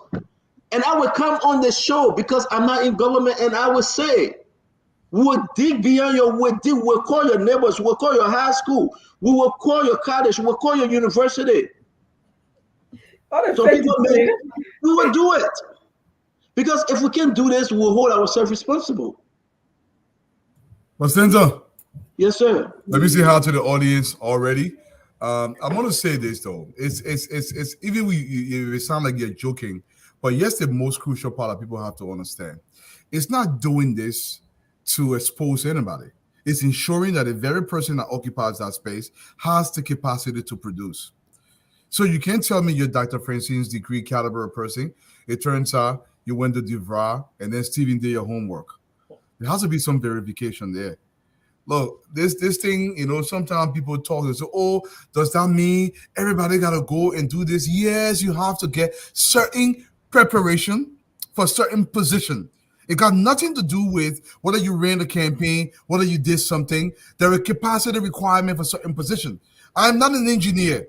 If you give me bridge work, it will collapse. True. And this is what we're talking about. So this thing about declaration, and I don't want people to pull that president we are crap on us anymore. Let Stephen Johnson publish this crap. Let Waldo publish it openly, including your resume. Everything you have is verifiable. This thing can be done. 3-man crew can verify all of those stuff every single day. Look, especially if you work here in America, they can verify that in 20 minutes. Everything can be verified. So these recommendations I encourage them, and I think there's a big deal. They have to do them. If you want to find the best and brightest, they have to be public. Let's see it. I think you're so right, and it's about our country. If you come in there and you don't have the right experience or the right degree, how are you going to contribute to the country? How are you going to know what is right or what is wrong? I'm a clinical psychologist. I'm not a neuropsychologist. Okay, I don't do neuropsychologist work with to give testing to make sure which part of the brain is functioning right, whether it's your frontal lobe or your temporal lobe or whatever. But I don't do that kind of work. So if I came in there and say I'm a neuropsychologist, I will be fooling the Liberian people. Okay. However, if you give me my work that I need to do, like you said, if you're an engineer, you will build bridges. You will not build a bridge that will be breaking down, in the next couple of years. You will know what you need to do. You will know what is the newest trend in the field. But we have people all over. I mean, it seemed like the past couple of years, people are just all over. I don't know, because they were relative, because they were friends. I don't even understand. It's very confusing. Doug, let me slightly differ with you, with both of you. This is my experience in the United States. There are certain positions that are managerial positions. You don't have to have a specific degree. And now I learned early on in the United States. Like take for example, our the Auditor General for Minnesota, Rebecca Otto. She was a school administrator, and she was heading that department. And one of the things she told me, she said, one of the reasons they pair people with something, you have to have some managerial experience. I'm not discounting it. A lot of times, there are a lot of people that are not competent that are put in position that they cannot handle. But the way our politics is looking is because, take for example, this election.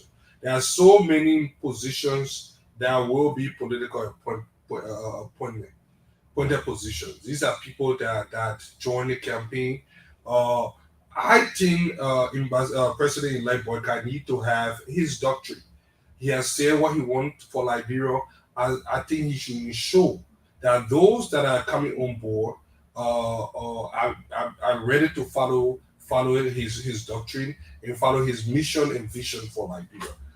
It doesn't matter whether you're a political appointee or not. If you can't follow that, I think they should be out. That should be the first criteria. If they cannot follow that doctrine, they should be kicked out. Another thing Madam Salif did was to send a lot of young Liberians out to specialize, to acquire the requisite credential. I think we have some shortfall when it comes to that. I think there will be a good thing to send a lot of people out early on so that they can acquire the requisite credential to come back home.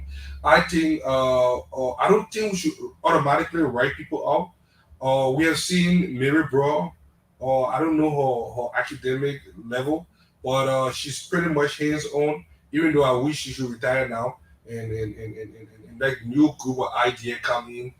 There are certain people that I think they should, like the Eugene language that we're talking about, because some of these people, and I'm not Mary Brock specifically, but people that Eugene language that have these very corny and corrupt mindset. You do not want them around because you do not want them to contaminate newer government officials. So people like that, they need to stay away from government. We shouldn't be recycling them. I think. Fadika, I hear your deferment from what Dwalu and I was saying, but a lot of times jobs sometimes the title of the job may be different. However, majority of the responsibilities are very similar. Like when you talk about an auditor or a school administrator, they both have to be accountable to somebody. So that's some of the things you look at. Okay, that the auditor general is dealing with budgets, while the school administrator, she's also dealing with budget, but she's working for a lot of schools. So you have to look at those parallels. This is what she told me. This is what she told me. When I asked her, she said, no, I just need to hire the best and brightest. She said, what I did, I just hired the best and brightest on my team. Yeah, but Fadiga, can I come in for a second? To some extent, and I want us to quantify what qualification entails. I'm not talking about degree, although degree is important. The issue is not degree. A managerial skills requires a whole lot more. You've managed systems, you've managed people. There's a lot more required. I'm not care about who places somebody where. But let me say, for example, the guy that mentored me, he never went to college. He was a mayor of one of the largest cities here in Massachusetts. He never went to college. This is a brilliant guy, wrote books, very brilliant. This is the kind of person I would want. Not necessarily on the issue of degree, because he's managed systems, he's managed a whole bunch of stuff. So the focus that I'm talking about is somebody, whether in Liberia or abroad, something we can verify. Doesn't matter where they're coming from, but I want the person with the proper pedigree to be able to deliver in that capacity. So if you're going to be a tax collector, let's say you're running the LRA, whatever you're running, I want you to understand the process of accounting, the process of auditing, the process of collection. That basis thing must be there. Obviously, management has to be the top-notch level. That's the point I'm trying to make. Not necessarily, yeah, that's the difference. And when she told you, Fadiga, that she's hiring the best and brightest, that's an important key word. She's not just hiring anybody. The best, when you are the best and brightest, you know what you can do and when you cannot do. Somebody will not take me who just, a psychologist could be an engineer. I'm the best and brightest. I will tell you, said, listen, I don't know how to do that kind of work. All right. So best and brightest also mean you know yourself, you know your competency, you know your capability.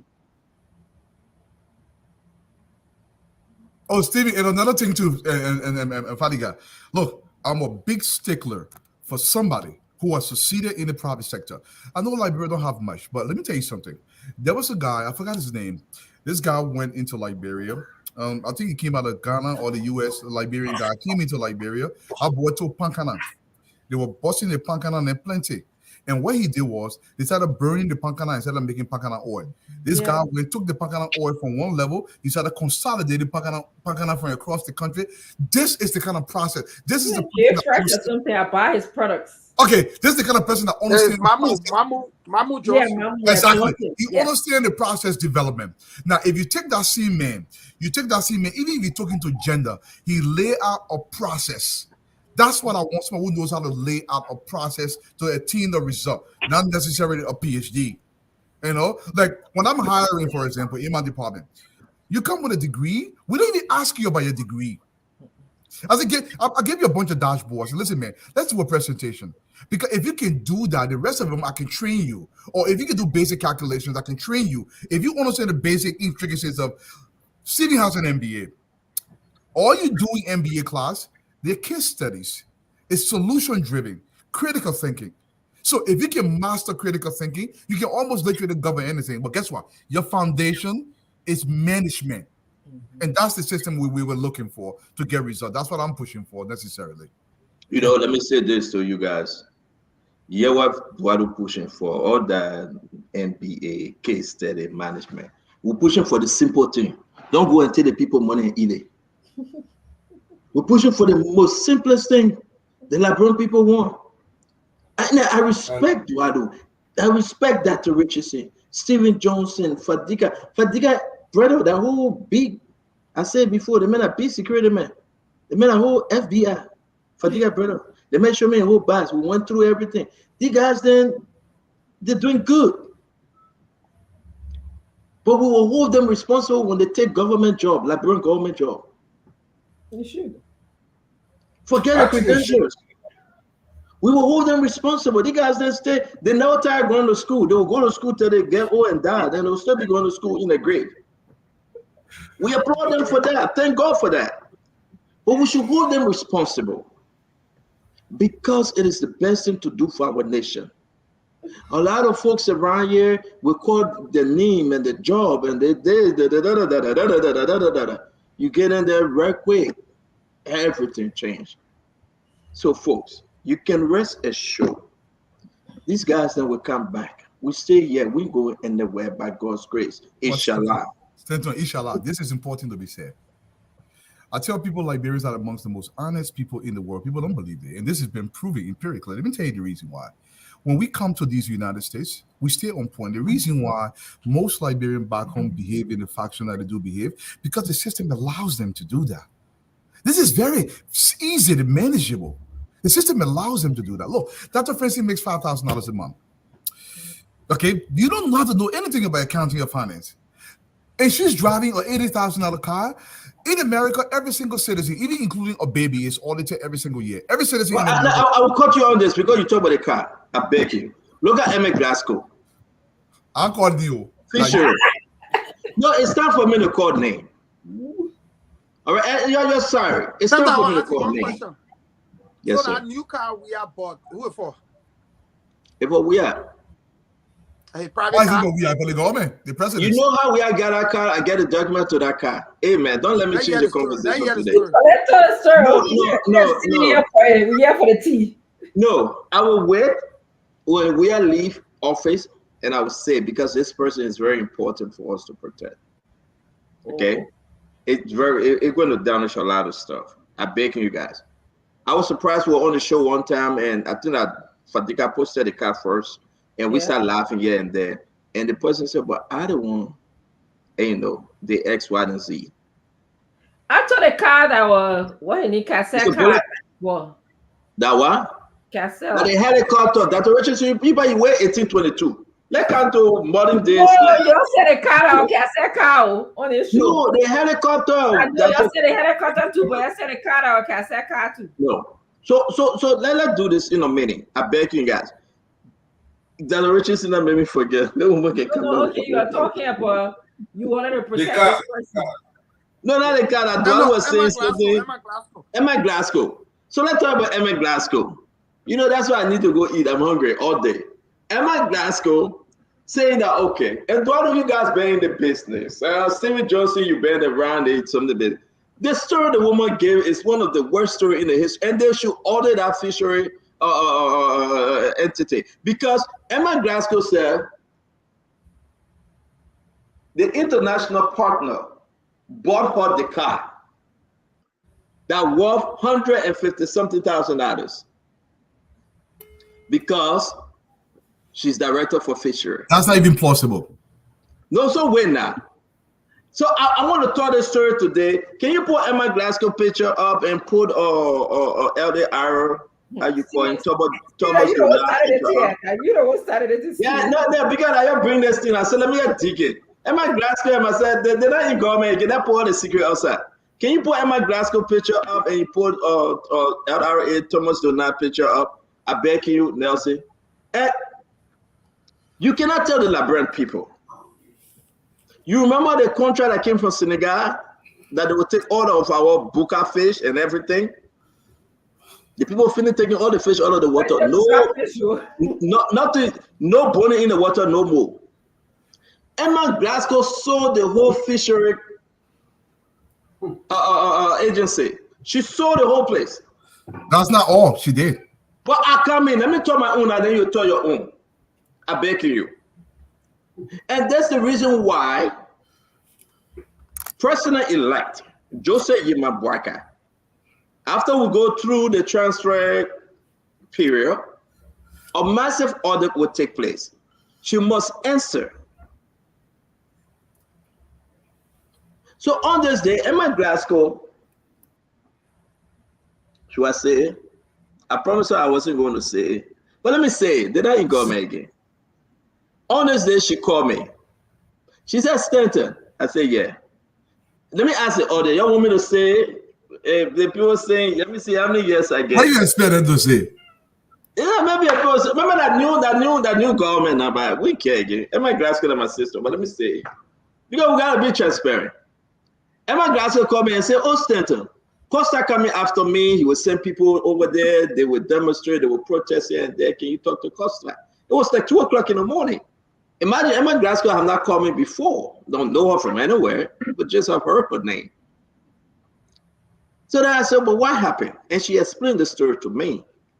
Then I said, "But how you got the car?" She said, "I was seeing all the documents," and she did. She sent me all the documents. Then she said, "But," and that's why I don't trust the UN county. They guys that like a travel from country to country, right? They call them county representative. Those guys that are criminal. Country rep. Country rep. Most of them are criminal, Stephen Johnson. Most of them get Nigerian accent and Sierra Leone accent. They are criminal. So Emma Glasgow put me on the phone with this guy. He was in Washington, D.C. And I wanted her to hear the story because I have everything. She put me on the phone with him. She said, "Go, I beg you, talk to Costa. Costa going to destroy me. The car that I get, the people bought it for me." My man, where the guy coming from, where he coming from, asking for a name. He tell me, yeah, you country rep. He tell me how they bought the car for Emma Glasgow. They gave her money, yeah, and then. So I said, oh. But that's exactly what the people get them money for you to take money from there and buy car for Emma Glasgow. Are you serious? So I went back, I called Costa. I said, "Costa, but this is what happened. I mean, but I beg you, do not attack Emma Glasgow." I did. I told Costa. I said, "I beg you, don't attack her. Let's get to the bottom of the story. We shouldn't just run a story that we don't know about." That was the ground I was on, that do not attack Emma Glasgow. So Costa said, "No, Stanton, I will come to your office and I will show you the real thing. Emma Glasgow lied to you." Do I do Costa was mad? Costa said, "Emma Glasgow lied to you. I will come to your office and give you the real information." And he did. It doesn't take rocket scientists to figure that out. He came to my office. Then I called Emma Glasgow back. I said, "Emma, listen, my sister, you want me to help people, you're lying to me." I mean, the guest started crying. That Costa bought a Bible. He would do this, he would do that. Send up, call the man again. The man called me from Washington, D.C. I tell him, man, I said, "You know what, my friend? I think it is wrong for Emma Glasgow to take the country money that which was given to the country, almost $150,000 to buy a car." He said, "But it's in line with her job. She's the director or manager or something." I said, "No, but it's wrong." Then he said, "But go talk to Samuel Twe." How you would tell me to go talk to Samuel Twe?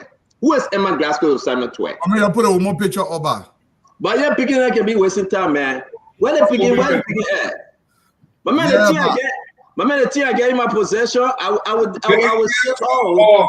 Look, questions. This is what we're talking about. Where can Emma Glasgow, that girl, using her so-called degree she got in the private sector, made more than $3,000 a month? Where find the picture? Why you can't find the picture? Where in Liberia? This is what the thing we're talking about. You tell the people money. No kino say we ain't get it. Let me tell you one person we had. I met her in Senegal. Oh, man, I don't want me to feel my story. I'm taking the story away. This story get a juicy part to ill. When I hear you, Steven. Finish the story. No, let me go. I will teach you small. You ain't pay me. Let me go. I will keep the story. Hold on, story. I had met Emma in Dakar, in Senegal. She and her team was there. I don't know what we didn't really go into detail about what they were doing there. I was on my way to Paris from Dakar, and then she was going somewhere. I think coming to the States or coming to Liberia. She had gone there for that fishery stuff, and we had a chat. Apparently, she had tried to bring me over to the CDC. They're like, "What if we have something damaged here for Ambassador Boyka that would bring you in and tell me, will you join?" I said, "I cannot join you guys." She went, "All right, I can bring you something." Why if something damaged? That was just before Costa had come out with all those different something. She called me again on WhatsApp. "What's up, funny guy? You still haven't changed your mind yet. Come on the ground, we'll talk. I said, I cannot do business with you guys. One of the things I noticed about her, she was in the background, but she made a lot of connection in the background for the CDC. She was more influential, even though she was not in the public, but she was running a lot of the things in the background, whether it was freelancing or she was taxed to do it. But she reached out to a lot of people, including myself. And I told her, no, I couldn't do it. I don't care how much damaging it is. I called the campaign. I told her, I said, is there anything out there that Costa could say that will hurt the Ober? Everybody said no. I asked everybody in the campaign and said no. All right, I said, that's fine. And then we went, and then Costa started bringing all the information out. It was not strange. But look, Stanton, we have a time now to fix this problem. 6 years of bad governance has come to an end. This is time now that we need to move the country forward. So when we finish with Emma Glasgow, listen, guys, we're not, listen, I just have to tell everything I know about everyone. Then maybe we're going to talk about Joel Howard Taylor too. And y'all want us to talk. And, yeah, we'll talk about all the men. Yeah. But let me say this, Eduardo. Maybe you know something I don't know, right? George Manawia and Samuel Toy used that entity, the fishery, right, to get millions of dollars. Make no mistake. The document we have from that place that this Emma Glasgow is involved with, millions of dollars came through that to profit Josh Manawia and Samuel Toy. That was one of the side OPS they had. Nobody could question it. Nobody could question Emma Glasgow. They are a complete cartel OPS that these people will go ahead. The money will come in. They will use $10,000 to go on D12 and do flash. They will buy swimming jacket. They will buy life jacket. They will do this. It's all flash. The real money, working with the country representative. And I had that place, that was George Manawia and Samuel Toy through Emma Glasgow cash cow. Still, there's more. They Spaniard a company, they're a shrimping company, crawfish. The crawfish and what in the sea. In America, they can take 5 crawfish, they sell it for $7.99. That baby crawfish is so much the 5. You say how much they sell it for? For $7.99. Hey man, I'm just pass out there for you. They can take 5 crawfish. See, don't now come here to in America, how do you say that with Mr. Don't talk about my story. They take the 5 crawfish. In our water, the thing yeah waste is scattered in the ocean. Samuel Twedding and President Weah and Emma Glasgow, they go to the legislature. They went to Spain. They say you can't in our water, you take net. The net is stretched, and they read from Cape Palma all the way to Cape Man. The two one share so they just rig the whole ocean. That people live raking that play, that blank get fasting. The international community had to publish that story. We didn't get any money from that agreement. Most of that money went to the elected President Weah. The legislature sat there and did absolutely nothing. This is the case of the leadership of Emma Glasgow under President Weah. Just literally stealing from the Liberian people. And maybe you talk about crawfish, and I won't bring that one up, but hold on yet. We got a little tease them. That lady, Emma Glasgow, I don't know about her relationship with Samuel Toy. That's my business. Okay? Let me just put it in. That's my business. Maybe that's her brother, maybe that's her friend. I don't know. But I don't know which one the woman will go after Samuel Toy. Look at her face. But that's my business. But you know, when the money is there, it's fine. But that woman brought in money for George Manawia and Samuel Toy. Money that the Liberian people so deserve. Money that the Liberian people supposed to go after. Money that's supposed to benefit the Liberian people. You talk about the crawfish. You talk about the Senegali contract. You talk about other stuff that we have in our possession on fisheries. And therefore, like my fellow Liberians, every one of the ministry and entity, don't take them for a joke. That money making place for the government. Every one of them. Look at NASCAR. Look at NASCAR. Look at the document we have on NASCAR. Look at how people are getting a retirement pay because Joe Money, we are sucking the money, sucking it. We have to say this to our Liberian people. Look at Freeport. My grandpa, Peter City. At least Chasero time he was getting $150 retirement before he died. So old man and dead, they ain't getting nothing. They stopped that $150. pension. They stop that $100 pension. They stop it. And the people then got to set fire code to survive. That's how wicked this government came in, and that's how wicked this government remained. So when we're saying this thing, don't get vexed with us. We have to say the truth. Can you put her picture up, Nelson, if you have it, please? Can you please put her picture up? That's the sister. That's the sister. We're gonna, you know what we'll do? We'll put all the pictures that are one. After Emma Glasgow picture, we'll put all of them picture up and all the story we know about them. And that's how you see them. That's the life they're living. That's exactly what they do. Do we need these kind of people in the Joseph Yema Boyka government? Will somebody come and copy from them and feel that they can enrich themselves? How much Emma Glasgow had in her bank account? Go in that bank account today. Our government should take them to court and freeze the bank account and confiscate the property when they are found guilty. A good justice minister should do that. A good team of prosecutors should do that. Because these people cause our nation to bleed today. And our nation is still bleeding. So, I mean, Stephen Johnson, take it away, my brother. You know, and you're right. The fishery was used as a place to funnel money to the government, and not just the fishery, also the NSA. We said here sometimes back that the NSA budget was around 9 million.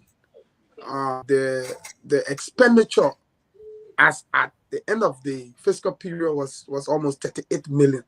And then there's this notion in Liberia that you cannot audit the NSA. No, any institution that receives public funding is subject to audit. Now, what you can't do is you cannot make public the setting audits of institutions that are considered classified. And so those who will see those audit reports will be on the need to know basis. But like the president and strategic people within the administration. But I believe that, and this is why, and Stanton, in my opening expose, I had intimated here that the Joseph Boakai administration will have to begin first with a comprehensive audit of the WIA administration. Because it will not just be an audit to determine criminality. It will be an audit also intended to determine the fiscal health of the country. And which area is badly bleeding, or which area you have just band-aid, or which area you need surgical operations. So while you will be in the audit looking for fraud, waste, and abuse, at the same time, you'll be looking for systems and control issues. You also be looking for because the way to fight corruption, and one of the reasons why we've always had issue with corruption is we always try to fight corruption from the front end.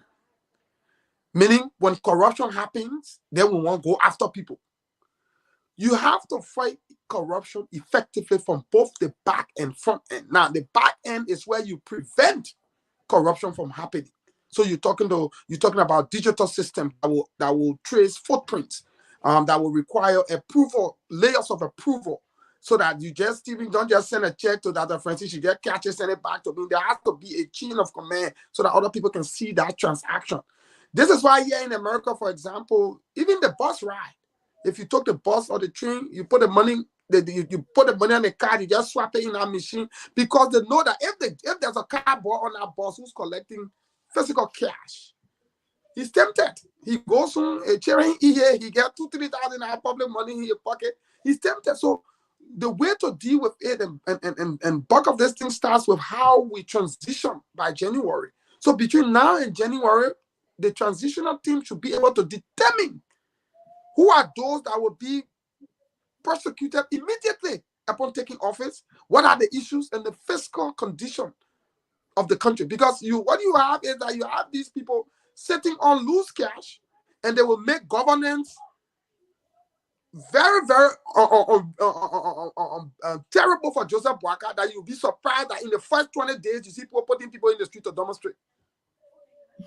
And they will try to as much make the government unpopular. This will be the case. If you're not careful, in the first 60 days, you see people jumping in the street talking about, we won't get current on Broad Street, won't get it one. Because why? You have people who have stolen wealth, and they can use those stolen wealth to influence our people, many of whom are largely poor and underserved. So you have to go after them. You have to take illegal money, the money that they acquire illegitimately from them. You have to put in place strong systems and control to be able to deal with future corruption and all of those things. So people like Emma Glasgow, they're allowing their entity to be used as a cash cow to fund most of the CDC operation. It's terrible. It's terrible. And let me just say this sentence before I close. The Senegalese had a serious issue with the fishery industry. They were running dry. They went dry. They were running. They went dry. They overly used the ocean to the point where they could not find fish. So they decided now Liberia has a virgin ocean. We've not had really industrial scale fishing happening in our waters on that until recently. Because all along we just had those small fishermen killing boat and doing those kind of small scale fishing. But on that magnitude happening on the fishery. And this is why you see the place started booming. A lot of illegal transactions taking place. And don't be surprised. In the next few days, people will start looking for a way to cook the books, to microwave some of those numbers and be able to start to see how they can balance their books. So Ambassador Parker has a huge challenge. Let me say it real quick. So information reaching us, which I have confirmed, and maybe you guys know Thomas Dona. You know him, right, Steven? Yeah, I know Thomas. At the LRA. Yes, he runs the LRA, yes. You know what's going on with him? We should talk about him a little bit. This guy, that's him, right? Yeah. He is seriously sick, and he's out of the country. He been sick for a long while. The story beyond his sickness, I'm not going to disclose it, but it's just not looking good. It's just not looking good. It is concerning, though.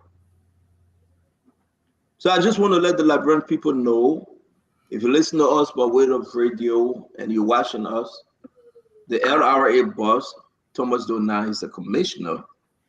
He is not in the country. He's been sick for a little while, but it's very serious. My question here, and you guys take a look at it. When Leader Musu came out, she named him as one of the co-conspirators to the death of Bati as well. Correct? You guys remember that story? Mm-hmm. And the allegation is still out there.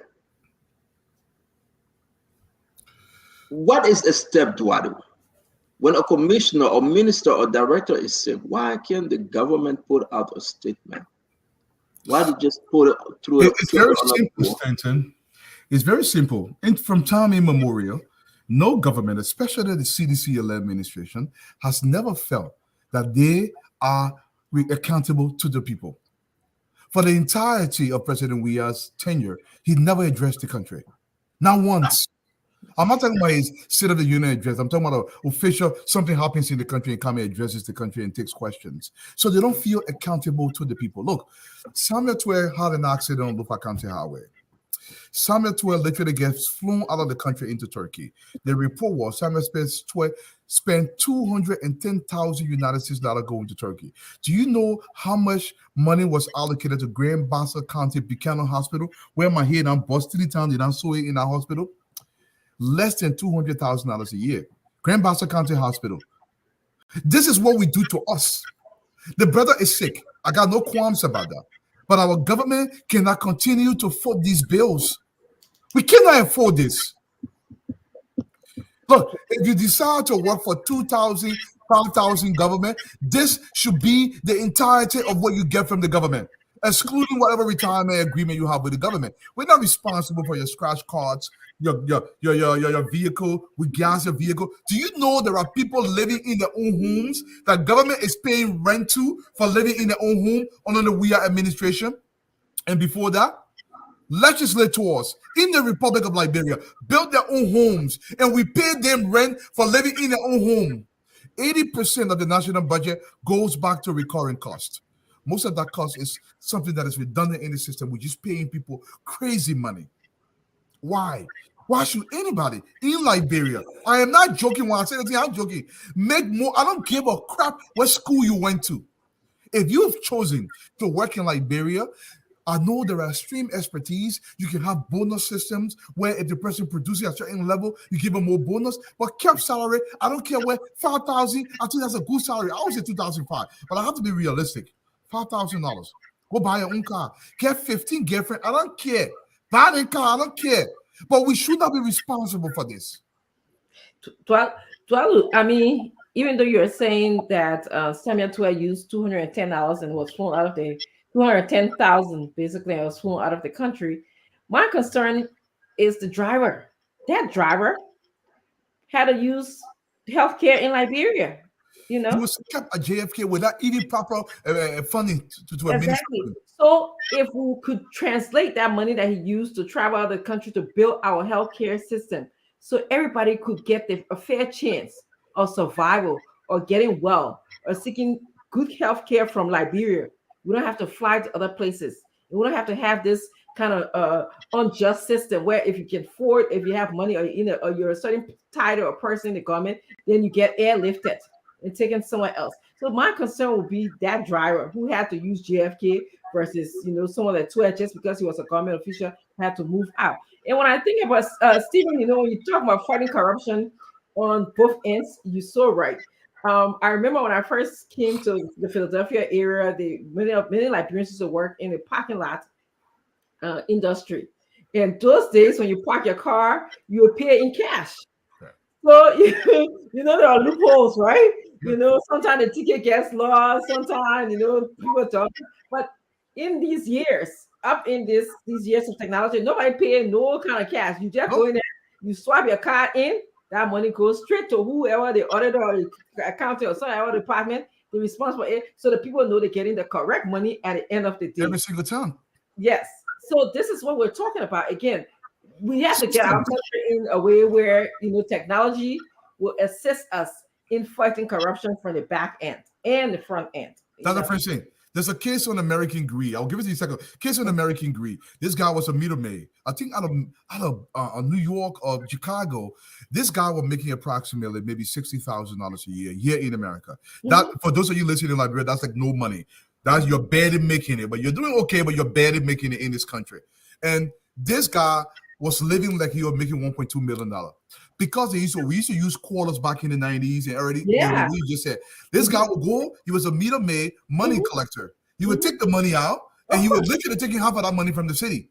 But they were not tracking the 25 cents. So the people decided to improve the system. When we talk about people who've improved systems, that's what we are talking about. I mean, why should anybody handle money in Liberia? I still don't get it. Well, people got money working now in the country. Go ahead. The technology is here. People are deliberately refusing to use it. Honestly, fiber optic came to Liberia when? How long ago?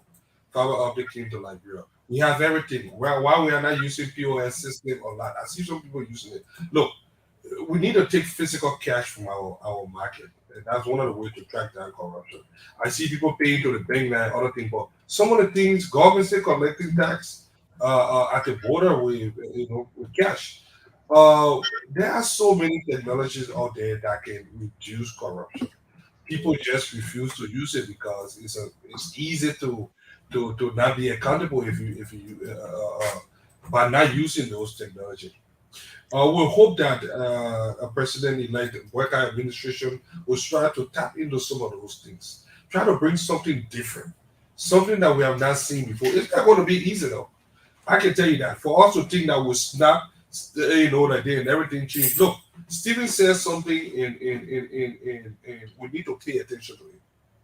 The money that those guys have looted from this country, they want to use it to carry on subversion. There will be serious subversion in the next 100 days, 6 months, 1 year. They want to fuel these riots, fuel these things. The Boycott administration need to do everything to dismantle that organization. One way to do it is to be transparent to the people. Be honest to the Liberian people and tell them where you are meeting this government, what you have done. That's why we need an audit from the beginning before we go into anything. We need to identify what you have done because I don't think we know the magnitude of how the guy have destroyed Liberia yet. What we know is just a minute of what we see now. I think it's worse than what we. And if we start to dig deeper, when the transition team start to dig deeper and the team get together, we're going to identify a lot of stuff. People need to be held accountable. That is now wish hunt. Thank you. That is setting. One of the problems in Liberia is we have not put in place any deterrent mechanism. In America, they say you do the crime, you do the time. The reason why people are brave to keep carrying on this thing is because we do not have any deterrent mechanism. You understand? In America, when you commit a traffic crime, they hurt your pocket. And, people go to jail. But in Liberia, oh, that's inside for the man. Oh, that my man, God, this is too much. So we need to change that mindset. And I hope with this administration, it's going to be, that will not be too much to ask for. Because this government going to be with zero cash. How we pull together is that those we go after. How we try to recuperate some of the money that those guys stole from the country. And the better we do it. Go ahead, Doc. No, I was gonna say, just to add to, somebody say, why would a county representative come to our country and be buying things for our own Liberian? It's we have to talk about patriotism to Liberians. Okay, you should not. We are our own danger. We are harming ourselves when a county rep can take money from our budget to buy us things. It harms Liberia. Just for one person to be riding farm cars. Yes. So we are harming ourselves. Those people will not love Liberia. They will not love Liberia more than we will love Liberia. A couple of years ago, when the Chinese came to poor mines, and when I went to poor mines after many years, I was furious. I was like, why are the people taking our iron ore? They're not even doing nothing. The place have deteriorated and everything. So I went and met with the head Chinese person, the China Union in Liberia. You know what the guy told me? He said, your country signed a contract with us to give us their social responsibility funds. And in that contract, it says that we can take this amount of money and we give you guys this amount of money. So we are doing our responsibility, our part of the contract. You need to go ask your government people, what are they doing with the social responsibility money that was supposed to fix your county, bunk county. And he said, I was so embarrassed because I am so mad at the guy. It wasn't his fault. It was my government fault. Dr. Francine, it cannot be his fault. We made it. Look, it goes back to what we were talking about earlier about hiring capable people. Look, we take the responsibility of governance and we expect private operations, private entity to do government job. Social development. Look, I don't let companies that come to Liberia. Another thing we do in the country is there's a paper out there, and actually read it. It's called "Close All the Mines in Liberia." Close them down, something to that effect. Google the paper, check it out. And what we do, we sign a contract with XYZ Corporation. After the contract is signed, the contract leaves Monrovia, nobody monitors them. These guys come to our country and they do whatever they want. The Fadiga said there is absolutely no mechanisms to track them, to monitor what the system is going on. They tell us how much they're making. We expect the development of Liberia to be taken over by Chinese and people who don't have any kind of commitment to the heritage of us. This is lunacy. This is crazy. No country does this. Nobody else does this but us. I don't understand it. And I also think that the concession model is archaic and is something that we should relook at, because somebody comes to your country and signs a 50-year contract, for example, and he's supposed to pay $25 million in 50 years, and he makes a profit of $10 billion in 50 years. The country gets only $25 million over time. We need to move to more of a profit-sharing model. So in the profit-sharing model is where you create some flexibilities for the company to come in, give them some tax holiday, they invest. When they make profit, for instance, imagine if we were sharing profit with Metal Steel. Metal Steel makes billions of dollars a year from iron ore collector in Liberia. Imagine if we were saying Metal Steel will do a 60-40 or 70-30, depending on what model what percentage you choose. If we're doing profit sharing, Metal Steel will be contributing more than $1 billion a year to Liberia, because in terms of profit, if you go on the internet to look at how much Metal Steel made last year alone, you'll see that they made billions of dollars. But they come to our country, they sign long-term agreement, and we're happy, excited because when they on the front end, maybe $50 million, and we saw, our country is strangulated financially, and so we're excited about these things. So those are some of the things we need to also start looking at, and Dr. Francine talk about revision of some of those concessions. You need to have a team to look at those concession years to see what are the amendments we can make to some of those. Like for instance, APN terminal, somebody like Solway Mining, P Mountain, China Union, Metasti, just to get an idea as to how we can really. Can I hold you? Can I hold you? I beg you, as we welcome Ed Gray. I beg you, Steven. I hate to interrupt you because you one of the guy that talk for more than 6 minutes. While do I do talk for 10? Look at our well, on a serious note, though, we see that Emma Glasgow is washing.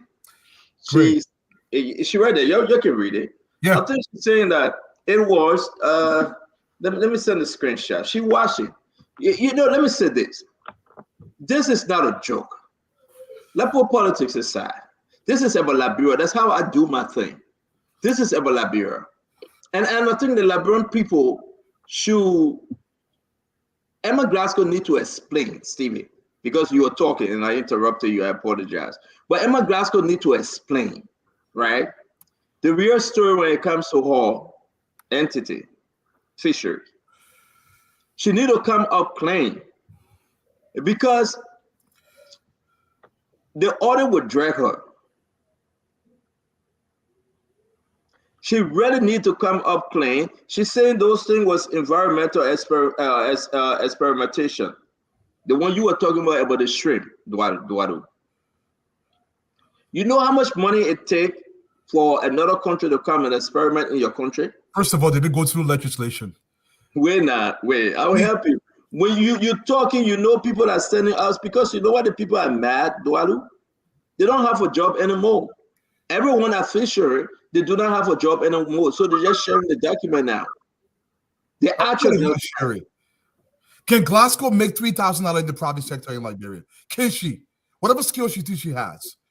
Look, the issue is, President, we just took these young women, young men, and without any kind of monitoring system to ensure they produce for the Liberian people, they just allowed them to buy $3,000 purse and buy Gucci bag and move around like they were doing something. Your woman get her Gucci. Is that Gucci? Whatever it is. I want to see that bag.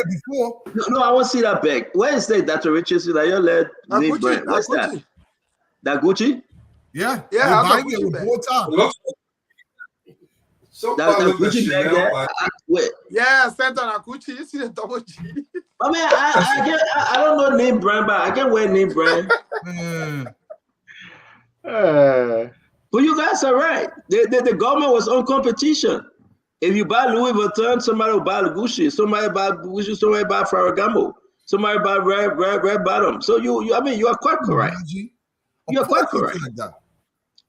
But Emma Glasgow, I think she's in a bad place. What I'm hearing though, she's in a very, very bad place, and I think that is very bad right now. I mean, we talk about Emma Glasgow. We didn't even get a piece of city tie yet. We just talking about Emma Glasgow. We didn't even get to the agriculture minister yet. What's her name? Steven, where your friend name? The agriculture minister. Not Flomo. Jenny, right? Oh, he's been going a long time, yeah. No, man, but we're talking about the woman, man. Jenny Cooper. Yes. Jenny Cooper. Yes. Yeah. Jenny Cooper was one of the you did. Let me say this. We're talking about the men, right? We've been talking about the men. Jenny Cooper, public work minister. She was outed by the mega minister proper. You know her, right? What's her name? Ruth. Yes. The one, the school administrator out of Detroit. No, I'm not talking about Mercy. It's not my one indeed. Ruth. Now her name Ruth, right? Ruth Coker? Yes. So public work, Mawani Diggs, Emma Glasgow, Piso Serita, who else? I'm talking about the women that were moving George Manor. We have money. No car, they get for no car. No, Safwada, my friend, I'm calling her name. Yeah, I'm calling Safwada. I get respect for Safwa, great. Can you find a picture?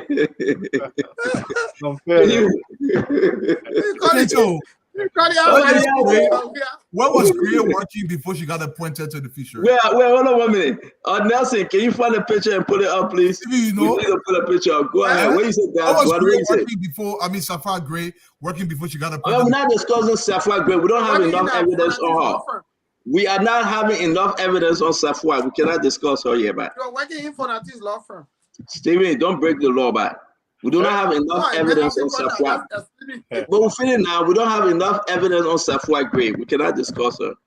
If you discuss Safwa Gray, come up with the evidence you got. You done. Like anybody else. Still, you're bad, man. Nobody makes more than $7,000 in the government. That's what Samuel Twist said. But on paper, family member. I don't care. Don't protect anybody. Says nobody makes more than $7,000 per month. He himself doesn't make that kind of money. So if your expenditure exceeds that money, you got some explaining to do. You're right. You're right. No, folks, when it comes to Safwa Gray, I'm just kidding. We're going to discuss everybody, okay? There's no friendship. I'm just kidding, you guys. Sometimes we got to put joke in this thing. But again, let me say this to everyone. We will discuss the women in Joe government. The women move things that you guys don't know about. The women make Josh Bonner we are a double millionaire that you guys don't know about. But let's bring you in, Remy Gray. Talk to us, Conor Gray. Well, I see you guys, hoofing over the idea that, if this government seeks to retrieve some of stolen assets, the witch hunting. Either way, they want to, run with that narrative. It's their business. The thing about it, you should not have taken it in the first place. So to, an attempt to retrieve whatever you stole from the public, if that amounts to witch hunt, well, that's it. If that's the method used, and I continue to say you need a robust jar, someone who is ruthless, to go after those things, because a lot of calls going to be coming through, and just as Stanton was attempting to do it, oh no, let's leave Safwa Gray. Take for instance, Safwa Gray is a family member. If her name comes up, we'll discuss Safwa Gray. Yeah, I mean, we're not going to leave her there. We will not do this if we want to be fair. Safwa Gray served as president of NOCAL. What become of this NOCAL? What's her argument? How many gains have they made? I mean, the distribution. I mean, there's a lot on Safwa Gray that we're going into. And I know the whole NOCAL story. I know Safwa Gray, but it would give us no reason not to discuss her. We'll discuss each and every one of them because it's the best thing we can do if we want to heal the nation. Okay, we beat on the men in the government. Let's talk about the women. Look at National Port Authority, ice cream. If you want to know about Safwa Gray, bring Lester Tenney. You will know a lot. And these are the sources that we'll be using in the future if some of us are engaged or involved in this activity. And I'm glad men like Molu is part of this team. And we should set a robust team. Look, some of us will be able to help set up some of those framework that will retrieve government public asset if we're part of the team. We don't have to be, but we can give idea. If you want a concept paper to do that, we can write. But I think military man. What rather your profession? What rather you do? 1 minute you're a military man, another minute you're auditor, another minute you see most man. What rather you do, brother? Let me. I hate to talk about myself. You see, in this country, what I did Homeland Security. Okay. PhD Homeland Security. And when you do that, you have to go do a robust research. When I was in Liberia, I was part of the Israeli mobile team. So you got a PhD in Homeland Security? I'm just telling you that public policy, my brother. We'll talk about it. But the idea, the research that I just want to know, you got a PhD in Homeland Security? No, I don't. But I thought you said you did PhD. You got PhD in homeland security. No, that's what that All right, let me leave you alone. I don't know. let's not make that the topic of discussion. But I'm just telling you that I'm a robust guy who, I'm Israeli trained as well, Mozart. So we all have our own profession here and there, and when you come to a country like this, the work you do, you should be able to go back home and make those. Exactly. And some of us were engaged in these kinds of things. I'm just saying that not that with the over expert, but at least we can throw idea here and there. You're right, Conor Gray. To be frank with you, we need the reason why I beg Stevie and Eduardo and Conor Gray and Fadika that Rich is saying and all the team that we need to go back. Because if you listen to Eugene Lane that way, you listen to his letter or text in the text room. I'm part of the guy's text room. If we read that you guys are just coming, I want you to take a look at it. And I want you to really tell the Liberian people. I know Eduardo don't want to leave the Emma Glasgow story, but it's on to you, Eduardo. When we get back to you, you can go back. Emma is crying. She just tapping. She said you lying on her, Eduardo. And, you know.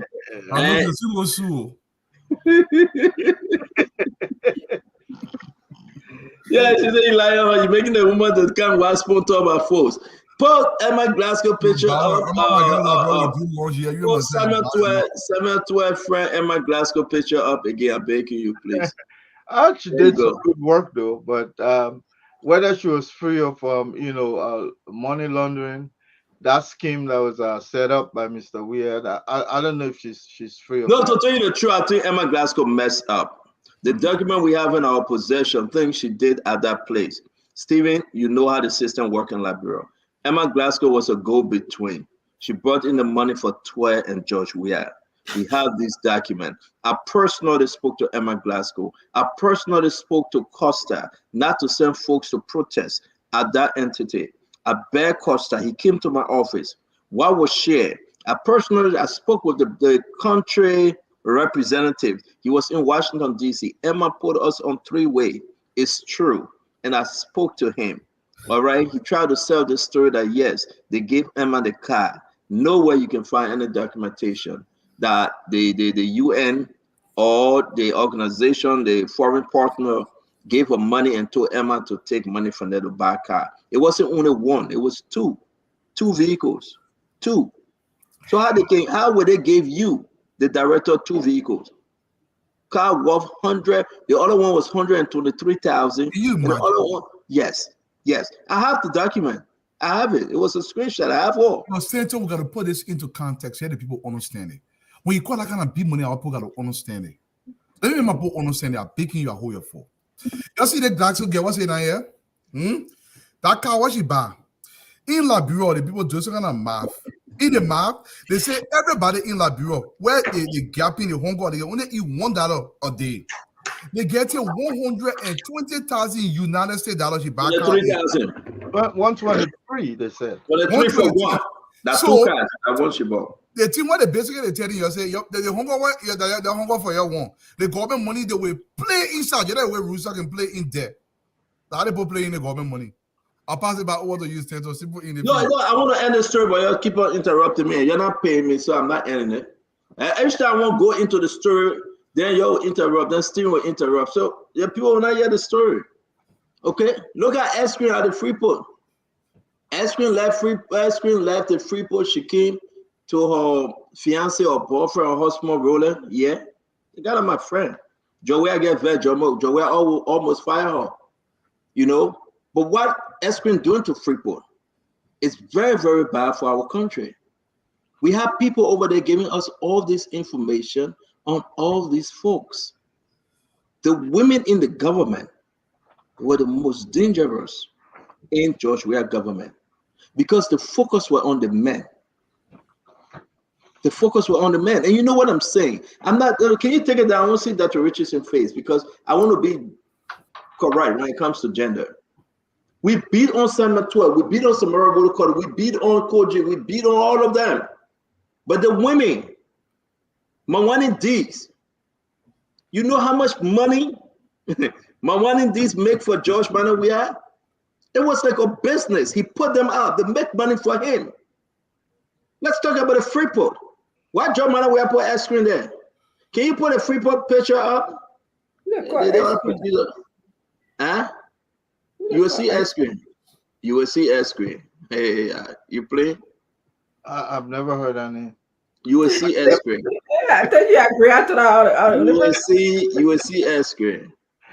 Ain't no. But no, to tell you the truth. The lady at the port, her neck need ice cream. Hey, but don't tell the battle. But to tell you the truth, look at Mawani Dix. Okay? But this is Mawani Dix from Commerce. Okay? This woman, you know how much money she made for Jovial? This woman says they were given 11, they gave them 11.5. They put it in an account called Fusion account at UBA Bank. The account is overdraft. It's 0000 minus 000 minus 000. It's double red. They get no money to rest importer. They hijacked the rest importer. I cried when I saw the document. And you're talking about mothers in the government. These women supposed to fight for the children. They're supposed to fight for the country. But they were working for George Weah. These are George Weah agents. These are the people that destroy our country. To tell you the truth. You look at Mawani Dees. You look at the likes of how you call her, Emma Glasgow. When it comes to gender ministry, your piece of that, your sister from Minnesota, you know her great. You know her Fadika. You know what we have on her. Fadika and myself compare notes. On piece of Seditad, her operation here. When we talk about going to ice cream, you know exactly what it means. Dina Nimbo. You know exactly her operation.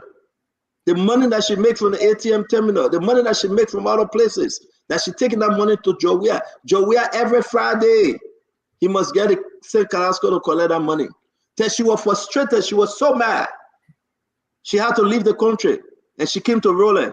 I think our fiance near her husband. Because they're supposed to get married, I will ask the guy whether they already got married. I will ask the guy name is Roland. I won't call his last name. To tell you the truth, I sit here, I get all these things. That's the reason why I'm so passionate, Stephen. I am so mad. So can you put the picture up? We even reached to my own Aunt Mama. Yeah, my election over, but let me say the whole thing about. I got to protect anybody. Look at how beautiful Jewel look. But I'll put Jewel there. I'm talking about Jewel. I make a commitment not to talk, not today. I can talk everything today. Make him talk all today. Make him talk all today. I'm begging you. Men should not be talking right now. Men should wait. Men should wait. Yeah. I'm begging you. It's 6 o'clock. Make him talk. It's 11 o'clock already. Fatiga don't push me on talk. Fatiga a barber. Fatiga just stand up. Put it when you talk about Jewel. When she call you, I will not say election over. The people didn't win, so I will not say Fatiga. I respect Joao Taylor. But what we have on this woman, on Madam Joao Taylor, is the most. People say, Steno, you're not going to Labrador to work. You're not going to Labrador to work. No, I go. You're on your own. That means I won't go to Labrador and pick it here. I will stay here and cause all my fire damage. I ain't go. Listen, y'all want me to there? I get only 5 days in Labrador. I won't work in your government. Steno did something while coming to Labrador.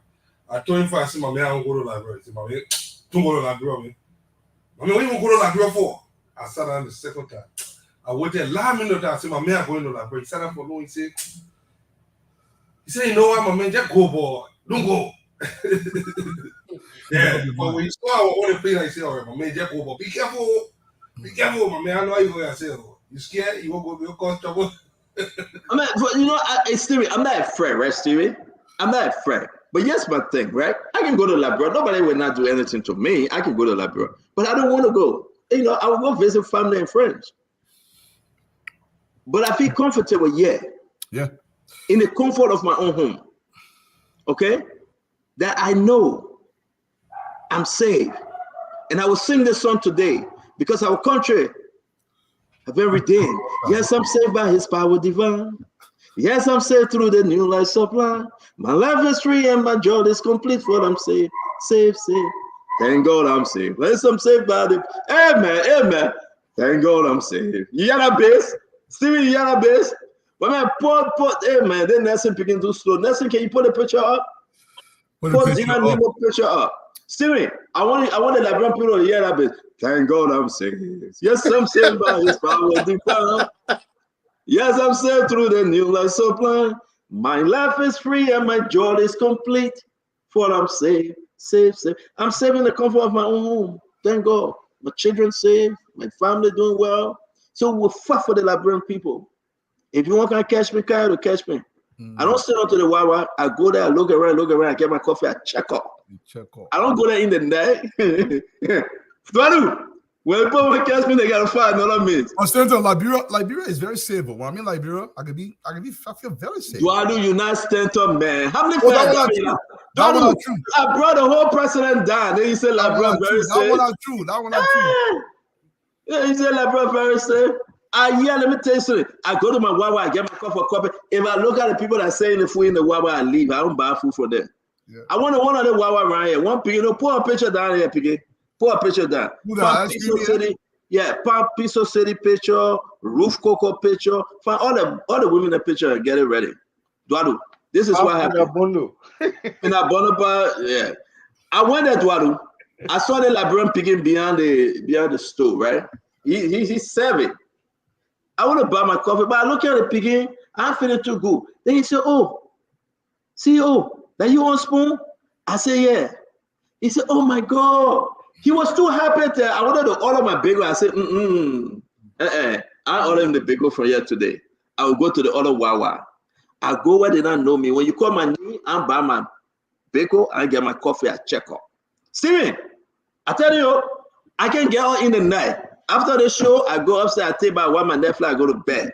In the morning, I go get my coffee, my bagel, I check out from there. I look around. Nobody will not get me sweat. You come into your house, I'm going there. You come into your birthday party, I'm going there. If I won't let my music, I put my TV on, I listen to music. You will not get me. You wasted WhatsApp. Go first. But we got to fight for Liberia. We got to fight for Liberia because it's the best thing we can do. Yeah. Okay? Let's put this. This is the person they call Eskrin. You are asking who Eskrin is. This is Eskrin. But we got to find out the origin of the name ice cream. I'm not sure why you call him ice cream. No, this her name. Her name is Dana Nimbo. Nebo. Dana. Diana. That Joey I call the woman ice cream, not me. That Joey calling her ice cream. She looks like a neighbor. That Joey, but again look like an ice cream. She does. She look like ice cream. Okay, there are different. You know, like vanilla ice cream with a whipped cream. That Richard say, I'm sorry. There are different flavors too. I'm not sure, but anyway. That Richard say, I'm sorry. That Richard say, I'm sorry. Now, Dwadu that bad boy. Dwadu just want me to talk. Want me to talk? You small boy. Dwadu want me to talk. Yeah, man. That thing get hurt. That thing get hurt too bad. So she runs the pool. This is the girl that runs the pool. She was a secretary. And she went to Deputy. Man, go and read her history. She from nowhere to somewhere. Was she the one Mommy was talking about? She was to be UN driver. She used to drive for the UN, right, Stevie? Wow. Yeah. Yes. Yeah. From UN driver to port manager. Say something I ain't want to. Was she the one was talking about on that gossip tip? Yeah, Malu. Well, I'm not going to speak to Malu's gossip tip, but I will say this. The only way a person can be catapulted from such lowly level to such high level, it must be heavily facilitated by things we cannot fully describe here. That's what I would say. Thank you for making it. Thank you for making it beef for our people that don't understand. Come on, let's start. Listen, you ask the Liberian people right now, let me buy with because code is. Listen, that ain't me. That thing you want to say, you were saying. Then you said the thing we cannot perfectly describe. I beg you. You were saying. What kind of ice cream, pistachio or vanilla? I'm a butter pecan man, so they get right. Let me tell you something. I call her get because I older than her. The only person she answered to that Joey. The only person she answered to that Joey. She makes sure Joria is well pleased, financially and any other way. Well, please, is that a quotation? No, that Richardson come out tell my money. What you talking? What you going for? I can't do that. You're on the show. Mama, did I say something bad? What did Richardson left? No. You don't do this to me. Financially, that Richardson money, l'argent. We want gender balance. That. Come on, man. Keep it in check. Let me take off my jacket. Keep it in check. I mean, well, please, financially. The guy gives that, hey, man, don't wait. I mean, I thought, baby, because you made me feel bad. I'm talking again. You see, I want to explain the story about that Richardson don't want me to. The actual story why they gave her ice cream. Okay? I told my money business now. Yeah, but ice cream actually is a facilitator of money. Okay. Shit, man. Look at. Okay, the allegation. Man, the allegation that who knows who say answer. But man, put government on, man. The money and thing, the allegation that she gets. There are several lawsuits that come from this case because, anyway, that's why you got to talk very vaguely. Otherwise, she can go sue. I didn't say anything bad. I said it was. I didn't say anything bad. I'm not sure they're giving job. We have money as per the allegation. I mean, you see, let me tell you something. That you're scared of lawsuit. Lawsuit are made for men. Men will see made for lawsuit. Lawsuit are made for men. We get you corrupt the whole system, the Emma Glasgow. We got document on you. Then you say we must do our allegation allegedly.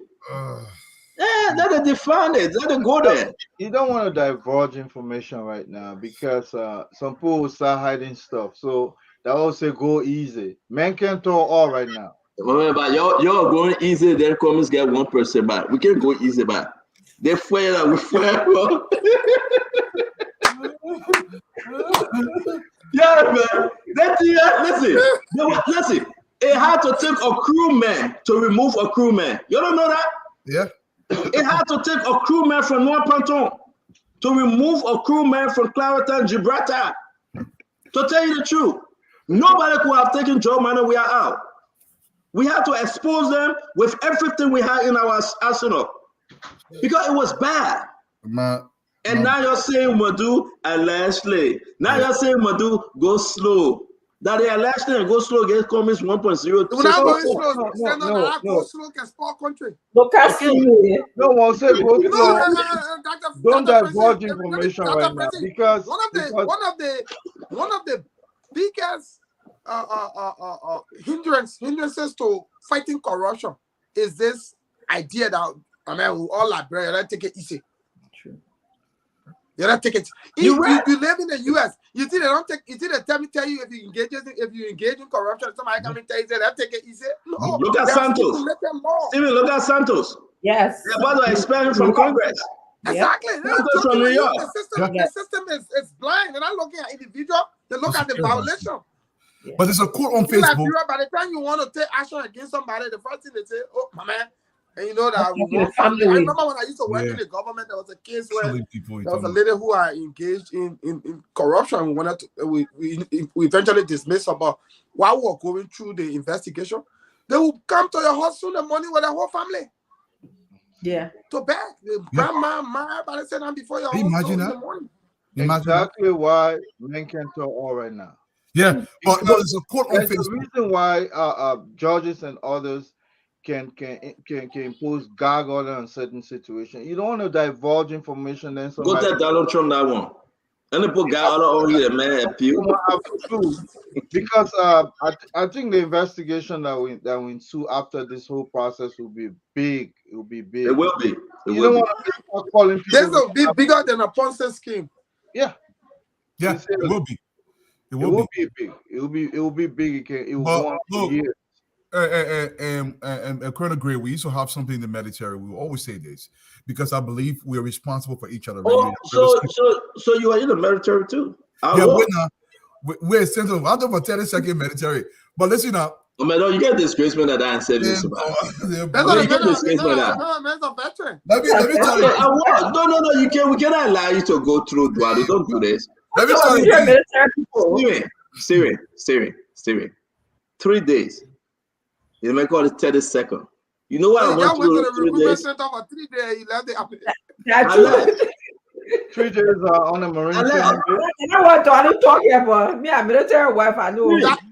So you know what I went through? I stood outside under the cold, right? I was shivering. Steven, I went through medical. They took my pants down. Yep. They look at my back, my spinal cord. They look at my butt. Steven, let me say what I went through. You cannot sit and say I didn't go. You gotta give me some respect. No, we'll get you some credit. We'll get you some credit. Thank you. You can't do that, man. Don't try to say 10 seconds. I am your. Exactly. But still, let me tell you one now. The problem here is if your brothers that's supposed to be keeping you, you have to be your brother's keeper. But if your brother is taking the resources that belongs to the collective, to all of us, he's no longer your brother. You must ostracize him permanently. So the issue about you're not talking today, that one, I can tell people on my team, if you leave with my one, we implore Robert Mugabe and Kagame style governance for the first 10 years in Liberia and set this country right. Let me tell you, for our society to develop, some people got to go. And I'm military, I see your talk. Some people got to go. Because no society, look around the globe, from the America to Britain to every single way, there must be certain standards set in that society. If you go outside the confines of those standards, you must be permanently neutralized. Because the collective must far exceed the individuals. But we don't do that. My man, we family. We're not family. You eating all my red, I'm hungry. Yo, you say we family. You say we family. We're not family. The old man, look, the old man, my brother, them, they will call that rest. Everybody will keep, even as small, not enough, but they will leave everybody that's family. But your one can you eat all the ready, you say, oh my man, you're sorry. Oh. Some people gotta go for Liberia to breathe. I look at you. I share with you an experience I had with she used to be one of my bosses many years ago when I worked with USAID, and she was the project had come to an end. Well, her tenure had come to. She was the chief of party. Her tenure had come to an end, and we were at the year-end party, and we were talking about Liberia, and she was talking to me as a young man at the time, and the prospect of Liberia. And one of the things she said to me, which up to this day rings bell in my ears, the fact she said, Stephen, I'll say this to you. I see you're a young man. You have fire in your belly. You want a better country. You're fighting for change. At the time, we were student leader at the university. And she said, Liberia will never progress unless you fix your justice system. Until you hold people accountable for their actions, your country will never go forward. And she said that to me, and it rings bell to this day. Until we begin to hold people accountable, it will just be business as usual. Business as usual. One government go, one government come, everybody just do the same thing. The Liberian people become the victims. I think Ambassador Boaka has a perfect opportunity to begin the process of putting Liberia on the trajectory that will lead us into prosperity. And he cannot afford to let the Liberian people down because, and let me just close on this, letting the Liberian people down will not only affect President-elect Boaka, it affects all of us who faces were attached to this whole struggle. That nobody's going to take Dwalu seriously. Nobody's going to take Fadiga or whosoever was in this support for Boaka seriously if he fails. And so the onus is on all of us too as supporters of this rescue mission to ensuring that he succeeds. And the way for us to do that is to offer our expertise, offer our pieces of advice, and be able to guide this whole transition process in ways that it benefits the majority of our people. Or else, failure for Boaka will mean failure for us, and we have a longer time to be around, far more than him. And so imagine how the Liberian people are going to treat us in the next 30, 40 years for us to be around and say, it's not extreme. This is the first time in the history of Liberia, and I'll close on this, for a political party to have power for 12 years, loses an election, and come back after 6 years. First time. Never happened before. Must succeed at all cost. Let's get to Fadiga. Fadiga? Let me say this. I'm about to go. It's almost 11:30 here. Let me say this just to buttress one TV. You know, security, man. You don't tell people what you're coming to. Man, I know what's up. I know what's up. Nobody can do anything. We in a tire. Our tire. Nobody can do anything to us. Look. I hope I got your picture now. Two things I noticed with this new administration that going to come in. The first thing is the last phase of resistance. And I know Dr. Richardson might disagree with me. And I have to say this. One of the things that baffled me, and I'm still trying to wrap my hand around it, are those last individuals that joined the resistance against the CDC administration. Those are the only faces that we remember. The Bronze King, the few other people that joined the resistance. How could they have joined this resistance after these people have destroyed this country for 6 years and just close to the end, they became the poster child for this thing? I couldn't understand that. It says a lot about us, some of us in the diaspora, some of those people that told me that consider themselves educated people. Some of those, I mean, it would have been better if they had just been neutral to Dr. Richardson and just sit on the sideline. But they became the poster child for this resistance against the rescue mission. And when I look and say, how can people think? How can people not love the country? How can people just put the personal interest before everything? But Stanton, the Liberian people, what I've seen on the ground.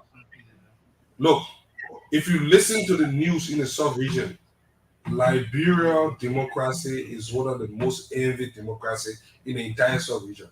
Everywhere. Look at, just Google all the French news, the different countries. Everybody looking at Liberia. Liberia has become a model.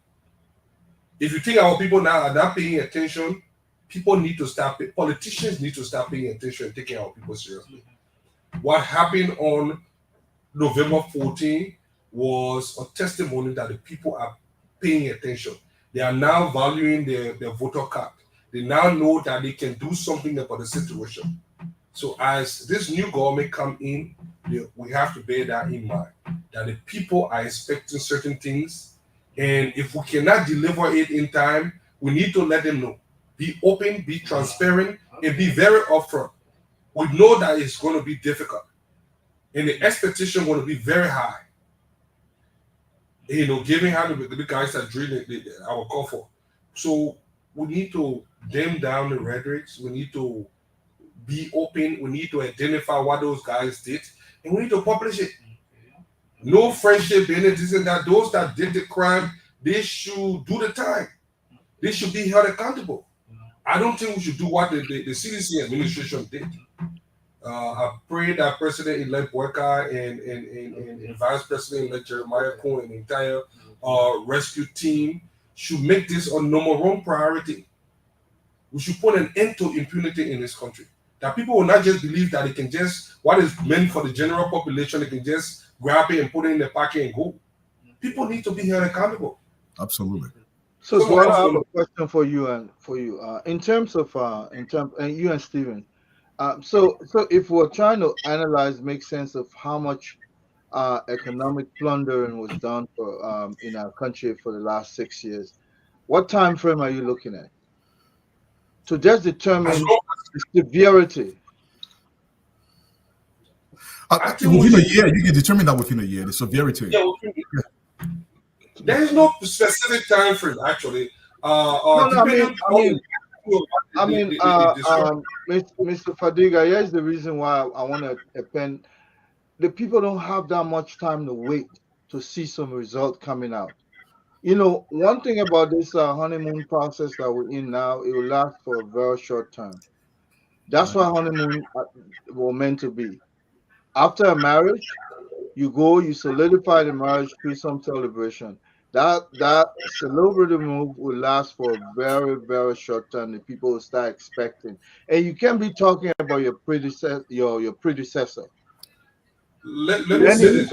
become like you can't handle the crisis. The sooner you know exactly the severity of this, the sooner you start finding means to retrieve government assets, and the sooner you start deploying those assets, those retrieved assets to benefit the people. That's why I'm asking a time frame. You made a great point, but there are certain quick impact projects that I think the new administration can work on. That's Mr. Dwalo, please mute. You always telling me to mute. Mr. Dwalo, please mute.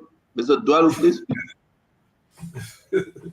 There are certain basic things that we do not need to wait. Like cleaning up the city, the sanitation, or trying to reduce the burden on people, like our staple food rice, things that the government can put in place to at least alleviate the suffering of our people. We know one of the biggest thing is people being able to feed themselves, being able to take things home to the family. So one of the things is nobody going to say that this government going to come and perform miracle in the first 100 days or even 6 months, given the magnitude of how these guys have destroyed the country. But there are some quick impact projects that this government can start working on day one to at least ease the suffering of the Liberian people. Something that will stimulate the economy. Whether it's it could be a series of things. I cannot give you some specific now, but I know that there are some quick impact projects that the government can embark on day one. So the only thing I wanted to add that as the government attempt to get rid of people, make sure that you follow the law, because for so long it's been kind of a witchcraft kind of a situation, witch hunting, I'm sorry, kind of a situation in our country where people go after each other because they don't like you because you're not part of their tribe or you're not part of the clique. Make sure that the Boca administration is following the law. We will follow the law. We will follow the law, but we'll still go after them. And you know, Dr. Francis, you strike a very good point. And in keeping with the law, there are also laws that say that people who are in, for example, setting tenure position because of the reason they were given tenure position is to maintain their neutrality. And so there are laws that also say those who were openly engaged in political activities, also violating laws, because when they give you 5-year tenure, it's for you to be neutral. We saw in the election some people who supposed to be in this position neutral, actively involved in politics, whether our legal team that will be the legal, transitional team will be looking to this thing. But in keeping with the question Ed Remy Gray asked, Ed, you may not be able to determine the severity of the depth of the problem in the next 60 days. That window is short. Now, what you could do is that you could have an idea as to where we are. Now, between now and January 22nd, you should at least have an idea about the fiscal and monetary health of the country. And I would expect on January 22nd, after President-elect and now President takes the oath of office, in that acceptance speech, there should be actions. It should not just be a speech that will just give people hope to say we will do this, we will do this. In that speech, for instance, say maybe we'll set up a committee to investigate all of the auditors' debt, all of those things. You name the committee, we'll set up this team to do this thing. And because of that, we'll instruct our new Minister of Justice to begin proceedings that will start. That is those are the kind of things Liberians want to hear on day one. I remember when President Joe Biden took office on day one, he signed 17 executive orders. 17 executive orders just on the first day of work. That's true. And the reason he did that was he wanted to convince the American people that he had come for business and that he had come to make a difference. And so Ambassador Boaka, who will now be president on January 22nd, has to demonstrate to the Liberian people on day one that he means business and that his government has come to make a change. And that will be seen in his acceptance speech and in the action on the Tuesday after he shall have taken the oath of office. Yeah, Stephen, I think he should actually have a timeline for when he's going to accomplish, the interests of the Liberian people. It should better be like something that they can understand. I think somebody talked about transparency and communication. That is a key. It should be actionable. We're not just going to give flowery speech, fluffy. Inauguration addresses are good for fluffiness. And again, it should be just specific, very specific. Subjective to the people of Liberia. So if you follow those kind of guidelines, I think the Liberian people will see that you mean business instead of just coming and giving a flowery speech and never follow through, and then come back and tell them exactly, so and so time I told you I was going to do this. I have delivered to you. You even that one of the beauty of the United States when they're doing their different presidents doing their different speeches, he brings in people that are benefiting from his actions. that my mirror, we gave her small business loan over there. It's now her business is her market is flourishing. So you have to do those things so like people can see themselves in how you govern. And you're right, Dr. Richardson. That's why in speech writing, most of the time, if you in speech writing, especially here in the US, they do with anecdotal evidences. They don't just write speech with hopes. They write it with successes. In Liberia, most of the time when we write speech, we just write, "Oh, I will do that, I will do that, I will do that, I will do that." Tell stories, tell short stories about successes. It brings out a lot that if I just went up and said on the stage that why in Route to Spoon today, I met this young child. This child like this. Those are the kind of stories that I sell because the ordinary people can relate to what you're saying. It's not like you come, there's this big speech in like Broco, I know what it means. But Waiton Sangawolo, I remember doing the interim government, Waiton Sangawolo. He came out, Dr. Francis, with a big speech. I know what it means to go to bed hungry. I know what it means. Until after he got inaugurated, it became like a fun fair. Everywhere you buy him, I know what it means. Because people did not see anything change in their life. So they turn it into a fun, everywhere you buy, they'll be there. I know what it means. I know what it means. Yeah, but so these are the kind of things we want to see. I agree. My thing is, I think within the first 100 days, Honorable Boga spoke about this very briefly. The president has to focus on impactful to the policy immediately that can address the people. I will name some of them. For instance, he talked about it, making sure every road in the country is possible within the first 100 days, something that people can see and feel. We're talking about, I would say, address sanitation very aggressively. I would say go to the hospitals and put things in there very quickly so people can start feeling the effects of this new leadership. It has to be something they can see and feel within the first 100 days. Talk about the rice prices in the country. You say, what the president going to do? There are so many things. You can go directly to the source. We have the gas plenty rice in the country. You can have projects that the people can feel. But I want to speak very briefly to what Colonel Gray said about how do you quantify initially. Look, if proper documentations are kept, I know in the case of Liberia, they're not proper documentation from a ministry. You can audit the entire ministry in 2 weeks if they got proper documentations. But we know that they're not there. So I would say the entire ministry, if you get a team of 5, 6 auditors, they can audit that place very quickly. But then again, the documentation has not been kept because we have one source of funding in the country. Everything goes to the central bank and it's released to the land ministries. You can track the money. You can track the money because you have to give a broader overview, like what Stevie said. Initially, let understand the monetary and the fiscal side of the country, where the country is right now, and then we give the people an overview of what we're looking at, and you have to make some projection. Listen, those are in Grand Bassa County over the next 2 months. Expect this, this, and this. And then you work towards that. People have to feel that. Now, I want to say this before I give it back to you guys. Somebody said, "Oh, Dwalu, how you going to make the people go?" Very easy. You got to read small, though. I want you to Google Liberia demands constitutional ferocity. I detail step by step how you can let the people go. For Liberia to breathe, some people got to stop breathing. This is not me, Dwalu, saying this is history. From Mao to Lee Kuan Yew, to everywhere else in the world, to the Russian Revolution, to the French Revolution, to the American Revolution, to Spain, to Italy, Chile, Argentina. Some people have to be neutralized so Liberia can breathe and grow. This is how it is done. Enforce the law without any equivocations of any kind. People have to understand the law has to be supreme. I don't care about any man. You can be my father. If you are killing the Liberian people, you need to be neutralized. You can't be doing this. Or else get out of government. They're not baking play you a judge. Rule. And go home and sleep. I mean, most of the guys down there are scammers. And I'll say this to you. We expose them. Make no mistake about it, Eduardo. That's the worst place in Liberia right now. Sienna Yo, the Chief Justice, she's trying her best.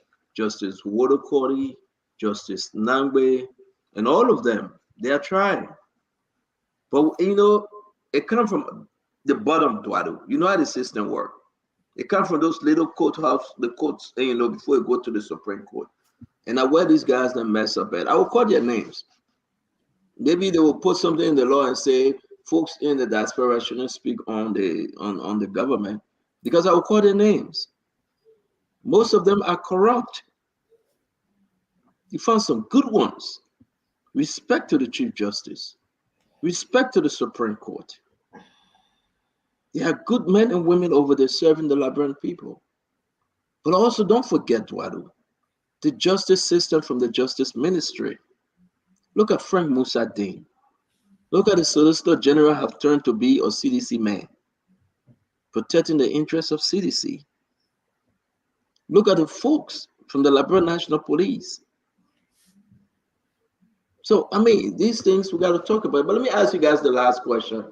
Because today's Sunday, we got to go. The Americans have said through her ambassador that we have this document. We put sanction on your people. We have the document. We want you guys to request the document, and we're ready to present to you the allegation against them. George Manuel, we are refuse to request those documents. Stephen Johnson, sanction on Nathaniel McGill. That Nathaniel McGill also said, yo, please bring the document. I want to see the document and I want to go to court. I want to clear myself. Serena Seaforth, Bill 12. Right now, Nathaniel McGill is senator-elect for Bomi County, from McGibby County. Bill 12 is senator-elect for Riverside County. And Serena Seaforth is out there. Do you think this document will be requested by Joseph Yema Boakai, Justice Minister? Do you think it should be? Stanton, it must be. It's not a matter of if and when. It's must. The reason it's must is because McGill and Bill Twawe and Serena Seaforth, they were all accused of public corruption. Now, when they say public corruption, they mean that what belongs to the Liberian people, they took it. All right. They on the show. Mama, you got to mute. What belongs to the Liberian people, they took it. And so they must account for it. And the reason I like to piggyback a little on this thing, when I was in Monrovia when the CDC government made the transition, right? One unique thing that really happened, and I was struck, and those are things that the new government also have to look at. McGill was able to take a bank loan, according to him, of over $250,000 to acquire a house. Now, McGill is a politically exposed person, somebody who enjoys the confidence of the president. He doesn't have a sustained cash flow, because if tomorrow morning the president dismisses you, you all of cash flow. You don't have any real business for any bank to look at you and say, I can give you $250,000 in loan. You don't have a solid cash flow. You take a loan from the LBDI according to you. Now you in 3-4 years in the administration, you lost your job. Has he been servicing his loan? Can we now go back to LBDI to see whether he has defaulted? Because a $250,000 loan will mean that person, depending on the number of years of amortization, you're not going to get that man 50 years to pay $250,000. Maybe looking at you, the maximum you could have done is to give him 6 years, because that's the time your job. How will you connect that to this sanction allegation? So I'm coming. That's why the whole issue of fraud started from the whole idea first of acquiring property based on falsified information to moving now into getting into the road fund. Now, not the road fund, but the RIA. Now, here's what happened. The previous government had earmarked for RIA $82 million to do the road. When the CDC government took office, they increased that amount to over $120 million. Yes. And then the Ministry of Public Works front-loaded $30 million of that $120 million. It was that $30 million that they jumped into. And it was even that same $30 million that the late Maputo Yimpa had to be harassed, because the guys wanted him to have paid them some of the money. Now, so Senator, to answer your question directly, is Ambassador Boakai has no choice. This is not a matter of choice. This is the matter of a fiduciary responsibility as a government to ensure people who bear the greater responsibility for looting the country should be held accountable. Just as when Boakai leaves office, the next government will hold him accountable. He should hold the previous government accountable, because you have a day in court too. course. So how you do it now will determine how you will be treated in the future. So if you come here and say, "Oh, this is the family thing," you're not forgetting. No. Librarian vote. So you are saying the President Walker government should request from the American government must ask the documents. U.S. government for all of the documentation and begin. Let me hold you there. Since you say yes, do you think you are now opening Pandora bags? You are opening Pandora bags in the sense that McGill have been elected. Serena, or how you call him, Betuawe, elected. And those folks that are there,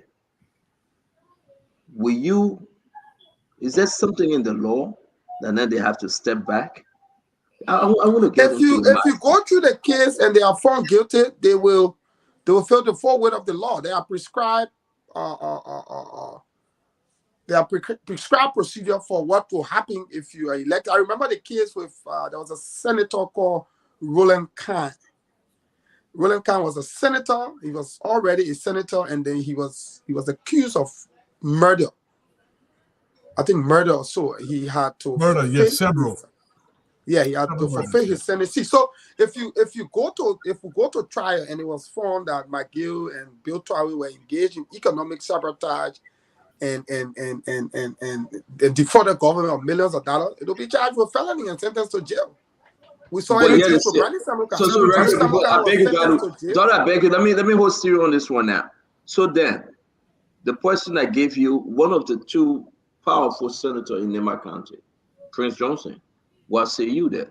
The allegation Prince Johnson case is a different case. Prince Johnson is not accused of eating public money. The saying Prince Johnson is paid to play. The saying that Prince Johnson uses the people of Nima as a trade-off. This is not the case to saying money. So the American government are asking the Liberian government not to do business with Prince Johnson. So there are two different cases. Let me. I want to stay with you because you in Unity Party. Eduardo is just a visitor. He's supporting Bwaka. So let's just stick with you a little bit. So the American government on the Magnitsky Act, it got a long way to go when you talk about Prince Johnson. Are you saying now they say it's okay with Prince Johnson? No, I'm not saying it's okay. I'm saying the two cases. But let me finish that, brother. You see, and that one make it hard. You want to get Prince Johnson a slide? But you want to bring Maggie and Betuawe. And this is spoon talk. As much as Prince Johnson is we gotta. I'm not getting. No, that's right. So is the American government? There are two different cases. You see, the man gave me a chance, though. You see, the man gave me a chance. You see, the man gave me a chance. I want to let people to understand this. Election is over. Go ahead. Do you think the people are asking you, bring us the head of McGill, Bill, Serena Seaforth, but don't give us Prince Johnson? Once we talk about sanction in this whole general context, now you have your time, Stephen, before we go to Duadu. So here's the thing, Stanton. And the reason I didn't want us to discuss the two cases as the same. We're talking two different things. In the case with Prince Johnson was accused of pay to play. Meaning, the Americans said that Prince Johnson uses his influence in Nima to sell votes. Now, what that means essentially is that over the last few election cycles, Prince Johnson has been trading Nima County for vote. That is a complete different case compared to the case with McGill. McGill and Bill and Serena Seaforth were accused of stealing from the Liberian people. Meaning, monies that were intended for projects, the road projects, the RIA road, they directly were involved in looting that money.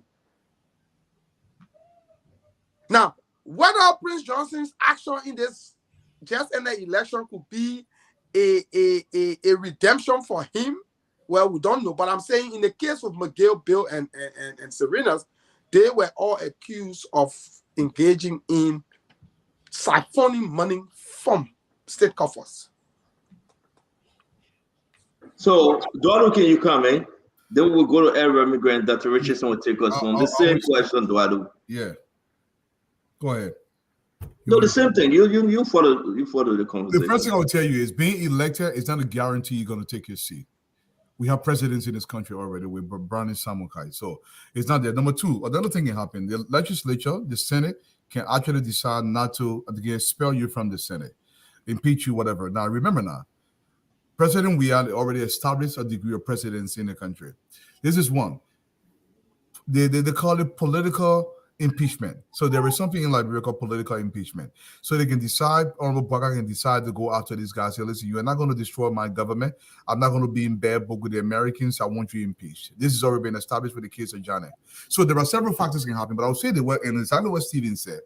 If they decide to take them to the courts, which I think that's where they should go. If he's convicted, he ceases to become a senator. He will go to jail for the duration of the time that is given to him by the judge. When he leaves jail, he's not going to come back and occupy his space as a senator. Okay? If you want to run again, he cannot run because now he's a convicted felon under Liberian laws. But I will say this, and I will continue to say this. Look, Honorable Baka has to do every single thing possible to ensure that he makes sure his government is not tainted in any way, shape, or form. If that means ensuring criminals do not exist in the government, so be it. So be it. This is not something that is up to Honorable Baka. This is something he has to do. Now, Stephen did say something, and I want to reiterate that. Those of us that unrepentantly support the Honorable Baka, we have our necks on the line. So we are going to do everything to make sure Honorable Baka succeed. So by the same token, we will push, we will talk, we will do whatever it takes. Because if having a government that everybody views are being corrupt and the Americans are going to shy away from us, so listen, we need money, lots of money, because there will be absolutely no money there. So whatever that facilitate the American or appease the American to make sure we do everything legally under Liberian law to make sure we get some money to help the Liberian people, I think Honorable Baka should do it without even thinking about it. We're not going to allow somebody like McGill or Bill Twaway to stay in the way because we say, oh, they were elected. Election does not guarantee you anything. Nothing. Not under Liberian law. It's already been proven through the courts. Senator, does that also apply to Musa Ability and the Road Fund? That's why I was going to, though. You see, let me say this. And the reason why, anyway, let's give Ed the chance to speak first. Let's satisfy everybody. Ed? You know, I think Stephen cited the issue of Brownie Samukai. That's a landmark case, and that have established some precedent. And the precedent that was set by Brownie is still affecting him. He, among others, could not hold any position that require senatorial Senate confirmation, because then they'll go back to that precedent and say, look, you are legally disabled from holding these kinds of positions. That does not mean you cannot serve the old man in an adversarial or advisal position. But let us go back to the issue about these men that were accused. For Prince Johnson, I know he started experiencing it when he was appointed to some Senate committee, I think, for security. He was denied from holding his position because of their action. So all of those things, those dynamics could come into play if you go against one person. Then it should be evilly, handedly, adjudicated to the extent where everybody will be put on the deck to defend themselves, and some people will come out free, definitely. But if they are found guilty, I think they will also be legally disabled, just like Bonnie Samuka is. Do you think that's all? We got some feedback. Conor Gray, can you mute? I beg you, and this is very serious. Do you think it's a payback coming for McGill and Betwawa, Stephen and Dualu? It's not a payback. It's just doing what's right. Let me tell you, Bill is like a brother to me. Since we were roommates. So this is not about payback. This is about doing what's right. I think we need to understand the full nature of what the American, and this could be a blessing for them. Let's assume that we went through the documentation from the American and it was determined that the evidence produced by the U.S. government was not sufficient enough to indict them. They could be clear. So everybody must have a day in court where they can either. But Miguel has called for it. Miguel is calling exactly. For so then they it. should be happy. Miguel should be happy that the government will want to look into this and make a determination whether there were sufficient evidence abused by the Americans to indict them. So this could be a perfect opportunity for them to go to court, and whether they're or not they're guilty, they can be able to defend themselves and walk out of court free if they're not guilty. I don't think they should shy away from this. I think they should welcome it, because what is happening to them is that their reputation has been impugned by this. McGill is sanctioned. He cannot travel to the U.S. He's been viewed in the public glare as a criminal by many Liberians, based on the indictment from the U.S. I would want a day in court, because I would either go there to exonerate myself or go there and face the consequences of my actions. But Stanton, I want to say this. Can I bring it Dr. Richardson question? I have not spoken, and we'll come to you, Dorado. Yeah. Dr. Richardson, on this issue. Yeah, I think that all of them should go to court, and not only just go to court. I think they should ask for the evidence and ask the American government to support them legally and judicially, so that at least they can win this case. That is, if they have convincing and compelling evidence. And for correction, Prince Johnson was on the Magnitsky Act for human rights and economic sabotage. I'm reading here that it says the American government said that he engaged in play for play, which is an economic. I said pay to play. Yeah. So meaning that he was selling vote. Yeah, but not that he was stealing money from the coffers. He would say they said I was pay for play funding with government ministries. Funding with government. So yeah, Dr. Richardson. So I get my county, right? I say, you want me to support you? Give me 50,000. I'll endorse you. So that kind of thing. But not to say where government money was sitting. Government money. Yeah, but the two cases different. My kid, they was stealing what was for government or for the people. Stealing was stealing to me. No, I want to provide information on I beg you, Ed, we'll come to you. Let Dr. Richardson finish. I beg you, Ed, we'll come to you. Dr. Richardson, can you finish?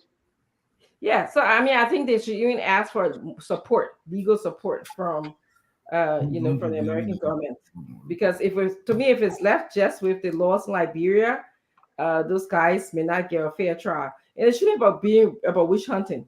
I mean, just consider our justice system. It shouldn't be about witch hunting. Again, let's follow the law. Let's follow the rule of law and get international. It doesn't have to be American supporting it. It can be international bodies supporting them. Our government support. Let me bring in Ed. I beg you, I want to hold you because I get a very important question for you, Eduardo. Maybe you can end us on this one. We got 2 more minutes to go. Ed, go ahead. You wanted to say something. Yes, in some sense, you might see it as double standard. The U.S. government incriminated Fonati Kofa. He was found guilty, even served time, and then he went to Liberia. If you're following the rule of law, definitely he was incriminated in the American system. And now here's the U.S. is levying allegation against other individuals. So if you let Fonati Kofa to go legally free, somebody could cite those instances also as something that should be even handedly applied to others. So there are 2 ways you can look at this. They didn't let Fonati. Fonati didn't go free. You said he served time. So how will you say he went free? Well, he left the American system as a felon. It's a different country, different jurisdiction. Liberia could say they're a different country from American jurisdiction. But that's the argument. Why are you bringing cases against our people? And that's an argument Miguel and the rest should make. But you cannot hold this on Fonati. Fonati is right on a different jurisdiction. Center, I mean, to cut you off, but the argument here is that Liberia, over the past years, have accepted donation from the American government. Okay, the American government have supported our country financially, and when they supporting our country financially, people like in the government cannot be stealing money for their own personal enrichment, and that's the argument. I don't know if I'm not. I'm sorry, Dr. Richards. I think Stephen Johnson is confusing the heck out of me when he want to separate Prince Johnson from everybody that was placed on sanction. I hope, and I think Prince Johnson want to clear his name too. That's my papi, but I think he want to clear his name, Dr. Richardson, not only to say, don't come after me. It was Vani Sherman, Prince Johnson, Serena Cephas, Bill Twawe, Nathaniel McGill. So you can't say we'll leave you out, Prince Johnson, and just deal with Nathaniel McGill Virtual and Serena Seaforth. Was Tyler part of that list? Alex Tyler, no, Alex Tyler was placed on sanction. So, Mr. Duarte, you want to take us home? Dr. Richardson, did I leave you? Did I leave you hanging? No, I was just, and I did. I was doing our summary now. Yeah, we'll come back. Let Duarte finish and we'll wrap this. I will be 30 seconds. Look, I want us to know one thing. I want us to get this very clear. Whenever the laws are enforced judicially, constitutionally, it can never be termed or categorized as witch hunting under any circumstance. Let me repeat. Whenever the laws are enforced, they can never be termed, but keyword, laws being enforced, okay? So it doesn't matter what somebody did. If the statute of limitation is still within the confines of the limits allowed by law, you should be tried for it. Look, we've said this 1,000 times, Stanton. I don't care who it is. If we don't prosecute people, look, do you know why Liberians, when they come to America, they always stick to the law? Because they recognize that there are consequences here in this country. But in Liberia, you can do whatever the heck you want because you know there is no consequence. And this is the reason why people continue to do what they do. That's the issue that's facing the country. And until we reverse that, nothing is going to change. Look, I believe Liberia only has one problem, one singular problem in the Republic. It's a lack of law enforcement. This is our foundational problem. We surmount that problem, we become a developed country in 25 to 30 years.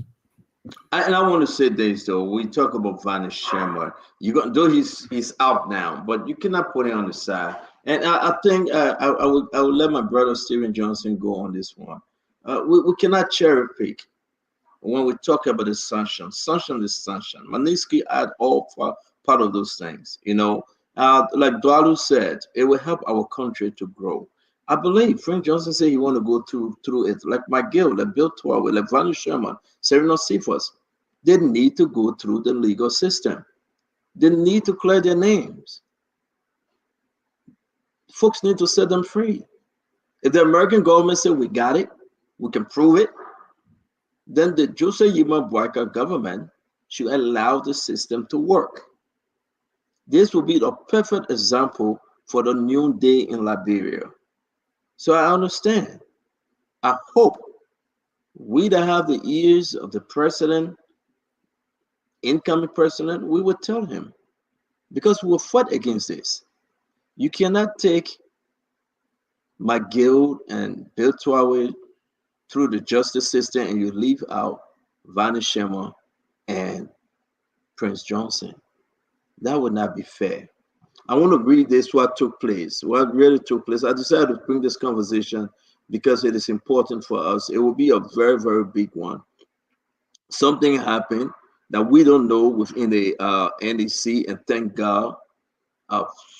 They're saying to me, the person I was, anyway, I'll keep this one to tomorrow from the National Election Commission. This is big. I will share with you guys how the government were paying money here and there, and this whole thing, the neck of the Eto Brown was in the gallop, and we got to talk about it tomorrow. Folks, join us tomorrow. It will be very, very interesting. Join the Spoon Talk tomorrow as we talk about national issue, the way forward. What you expect from Jose Yima Barker, your expectation with the incoming president, help you, help our country. We got Stephen Johnson, Dr. Richardson, Mr. Duado, Conor Gray, Eugene Lamy Fagon. This is your CNN for Liberia, but this is Spoon Network. Listen, you can trust me. When God gave me the strength and gave me life, I will tell you everything I know. When I hear it, I will say it. When I see it, I will say it. Whether the government are going, the one that coming in, I will speak, because this will make our country right. People talking about the road for money, things that involve now representative elect musability. I mean, what become of the money? We have to discuss the musability issue. Would the Jose Yima Bwaga go after musability? The issue about those that build the tent, everything that is happening. What would the Jose Yima Bwaka now? George Manawia that was protecting Bedete, he's not there no more. I know Bedete is my friend, he's going to get vexed, but we got to say it. It's What not just become of the Yima people? Bwaka, it's the law. I know what was put under the Joseph Imabwaka government. We had Jowier government that didn't do anything. Frank Musa didn't sat there. You know, sometimes these people don't want to step up and do something, but the president or the vice president will say, stand down. Would a Jeremiah Kun say stand down because Musa benefited from Nimba? Would a Jeremiah Kun be the obstacle because Prince Johnson is a godfather? Would the Jeremiah Kun say, no, leave them alone, that's my friend, that's my kinsman? We have to say this thing. And you know my love for Jeremiah Kun, my love for President-elect JMB. But we got to fix Liberia. So this thing about the road fund and Musa ability, we got all the document. We will ask the speaker, whoever will be speaker, we ask that speaker to address the issue. We ask the people to address the issue. Correct. If they run for us, we will get them in 6 years. Some of them ran for us, right? And we got them. Ask Akaris Gray. We can name them. They ran away from Spoon. They ran away from the press. They were doing blah, blah, blah talk all over. We got them. They are not coming back. And we'll do it again and again and again because the Liberian people deserve better. May God bless you from my end. May God keep you. I think I finished with all the story. I don't know what else there that was prepared for today. Let's do our closing, guys. Oh, hold on. Let me put some picture up. So let's just remind. Oh, who's this? Oh, man, where you put piece of picture up for? You call for it, man. You call for it. Like I was with a piece of picture. She from Minnesota. This is ice cream with the vanilla. This is so the public was been saying, "Oh, we're campaigning." Can you imagine? Wow. You know who forgot? Wilhelmina Jala. Who forgot about her? Oh my God, big one. The woman that took the money from the Global Witness, right? Is that how you call them? Global Witness? And they reported on that she took the money that was allocated to them. See that Global Witness, right? I think Global Fund. Global Fund or Global Witness. So maybe Joel Witness. I know. Global Witness are the one who indicted Charles Taylor. Remember who did that? Global Fund, but Global Witness has something on that Jala too. And you know, call it Global Witness, Joel Witness, whatever it is. I want to say thank you guys. A wonderful show today. Let's do our closing. Dr. Richardson, our dear sister. You were talking to us about, folks, let me give the announcement real quick. Spoon Talk will be doing commercials. We'll be running commercials, okay? We got the form. I got the form today. Tomorrow, I will share the form. I will put it up here. A lot of folks reach out to me here in the United States, in the diaspora, and in Liberia, all over. They want to run the commercials on Spoon Talk. So if we take a break, 30 seconds, 1 minute, 2 minutes break, let's see. And this is your CNN now. We'll play those commercials, okay? We just want to tell you how it would be like. We ask you, please, consider us. This is the way in which the company, Honor Madam Titi Kane, will generate money. It's not about me. I got nothing to do with it. We follow our instruction and we'll go through it. Spoon Talk, Spoon Talk, Spoon Talk. We'll be doing commercials starting tomorrow. Pay for whatever the charge, the way in which you're going to pay. We encourage each and every one of you. We got a lot of requests. Dwalu. And this lady can face cake in Liberia. I want to find it. We'll try it tonight, but it's so beautiful. Hey, man, I'll be so happy. Commercial running. Every 1 hour, we play commercial. We take break. We come back. We go again. It will be so sweet. We're getting better day by day. May God bless you from my end, and may God keep you. Happy Sunday. Wherever you may be, Liberia right now is happy Monday. Dr. Richardson. We got to also announce, I'm calling Dr. Richardson. This week we announced that President Weah, outgoing president, should be meeting the incoming president, Joseph Yimabwaka. Joseph Yimabwaka has received so many certificates, congratulations messages from all over. Today, Joseph Yimabwaka met with ECOWAS, met with ECOWAS, a committee, and that was a beautiful meeting. Jeremiah Kun was in that meeting, Magdalena Cooper, and everybody. We're getting a sense of how things going to be shaping up, guys. The old man right now, after a certain hour, he must rise because he get up early in the morning to hit the road running. He said he wants to be the first in the office and the last to leave. He said he want to fight for Liberia like you have never seen before. So those of you that say he can't make it, you're going to see the power that he's bringing to this nation and he bringing to the office. Don't try him. You will know if you try him. But again, thank you. Go ahead, Dr. Richardson. I was going to say it's a really good show. It was great having the opportunity to speak about Liberia with, you guys. We're talking about how a country can be better. And some of you who are in the echelon of power in Liberia, the Unity Party, at least were able to give us, your thoughts. There's a couple of things like when you talked about expectations of the Buckeyes administration. I think you mentioned that it's very important that we don't put the bars up high because I think Dwalo can say President President-elect Buckeye is he needs a bulldozer because of the place where we are. So it's important to be reasonable and realistic and give him some time. And someone like me, I'll be glad to give him some time. And then after that, I can question a lot of things that he's doing right and wrong. I think we need to strengthen the judicial system. Somebody mentioned that. That's one of the ways we can move forward, strengthen the judicial system. I think it also consists of, should we trial these people that are on the sanction list? A strengthened judicial system will answer that question very easily for us. I believe that there should be a task force for the forensic auditing that will occur. And we will need support from the international community to do that because Lord knows that we don't have all of the equipment or the sophistication in our country to be able to do that. I also think we need a task force for the healthcare, for education, for infrastructure, and also for the hearts and minds of the Liberian people. I think if you kind of have a task force that reporting and giving the president-elect good ideas about how to change these things in Liberia, how to make it better would be good. Again, we talk about whatever his agenda is for the country.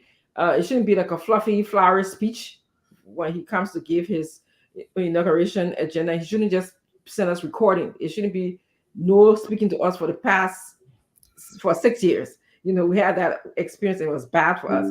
Very transparent. He should speak to us. And in speaking to us, he should be very specific, his specific plans. He should make them measurable. I think Dwalu mentioned a brilliant idea here. Like, make sure if I'm going to talk about Basa, add Basa. What am I doing with Basa in the next 3 or 4, 6 months? If I'm going to talk about Cape Man, I know Cape Man got the Bear Rock for gold and the fishery. What am I doing in Cape Man for the next 3 to 6 months? How timeline, measurement, achievable, how relevant it is to the people of Cape Man. We call that the smart approach. If you do that, you can come back and say, I told you so and so date I was going to do this and I did it, or I didn't do it and this is why. Utilize volunteer. Liberians want to help. We're in a state of wanting a better country. So I think I saw that a flyer where they are starting to utilize volunteers to clean the city. Brilliant idea. We can also we should develop that idea in our country. Get the children, the young people, the high schoolers, the people who are different parts of the country to engage in volunteering to make our country better.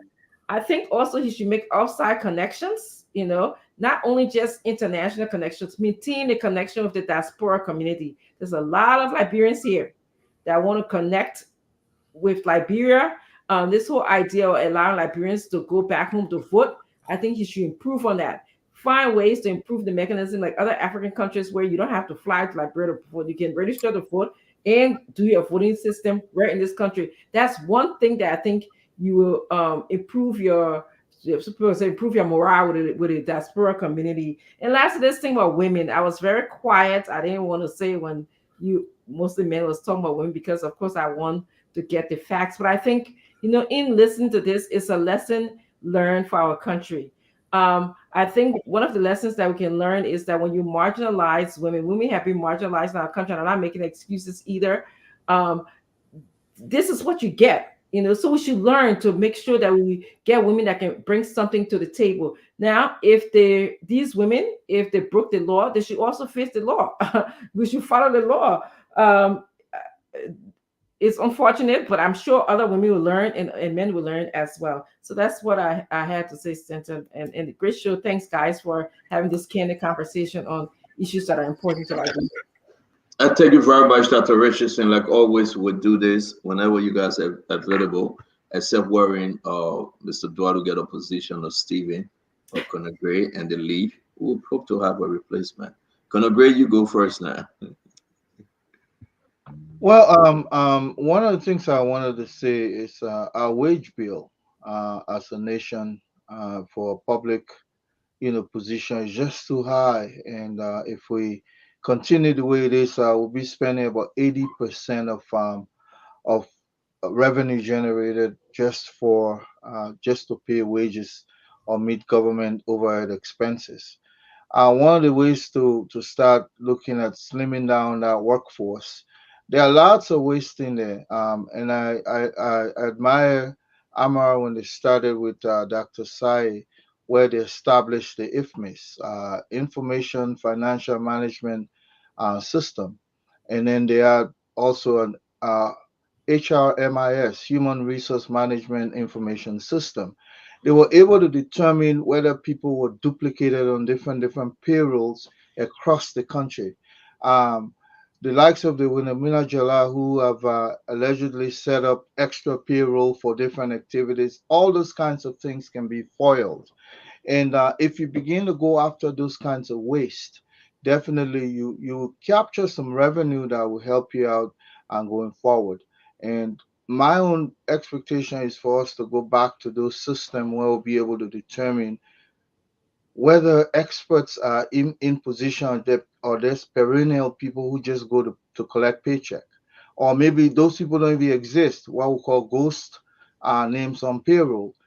You have to be able to get those kinds of things within the next 60 to 90 days, be able to slim down government payroll so that whoever is on payroll will be able to track their work ethics, make sure people come in 8 o'clock, leave when they were supposed to be leaving.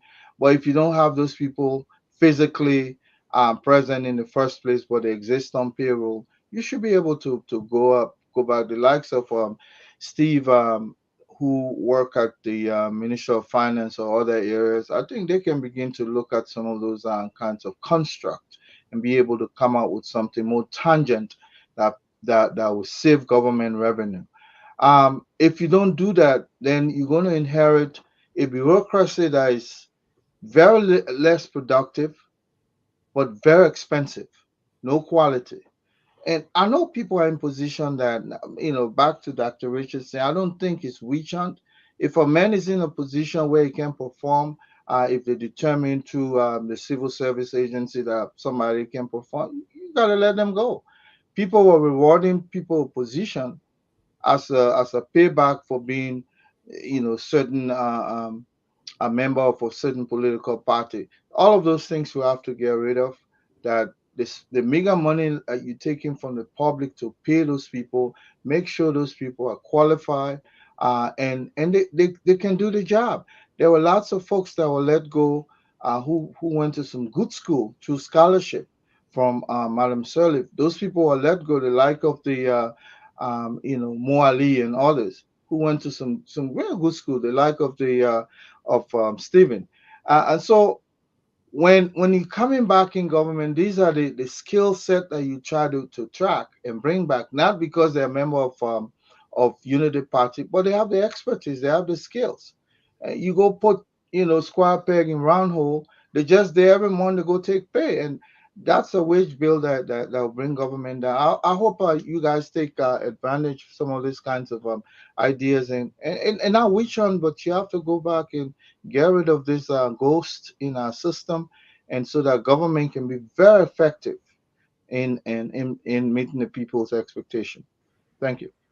Thank you very much, Mr. Dwalu. Thank you so much, Stanton. Look, thanks to the audience as always. I will leave with this today. I want you to understand the law is the central regulator of any society that is going to be successful. Let me repeat, the law, the enforcement of the law is the central regulator of any society that's longing to develop. Liberia has to recognize this and ensure everything that is done in government lays its foundation in accordance with the law. The enforcement of the law is not something that can be optional. It has to be mandatory in all respects. Look, your fallback position as a leader will always be the guidelines set up for that agency or that ministry in order to make sure you are implementing exactly what the people want. Literally, almost everything in government in Liberia there's a guideline to it. We follow those guidelines, we succeed.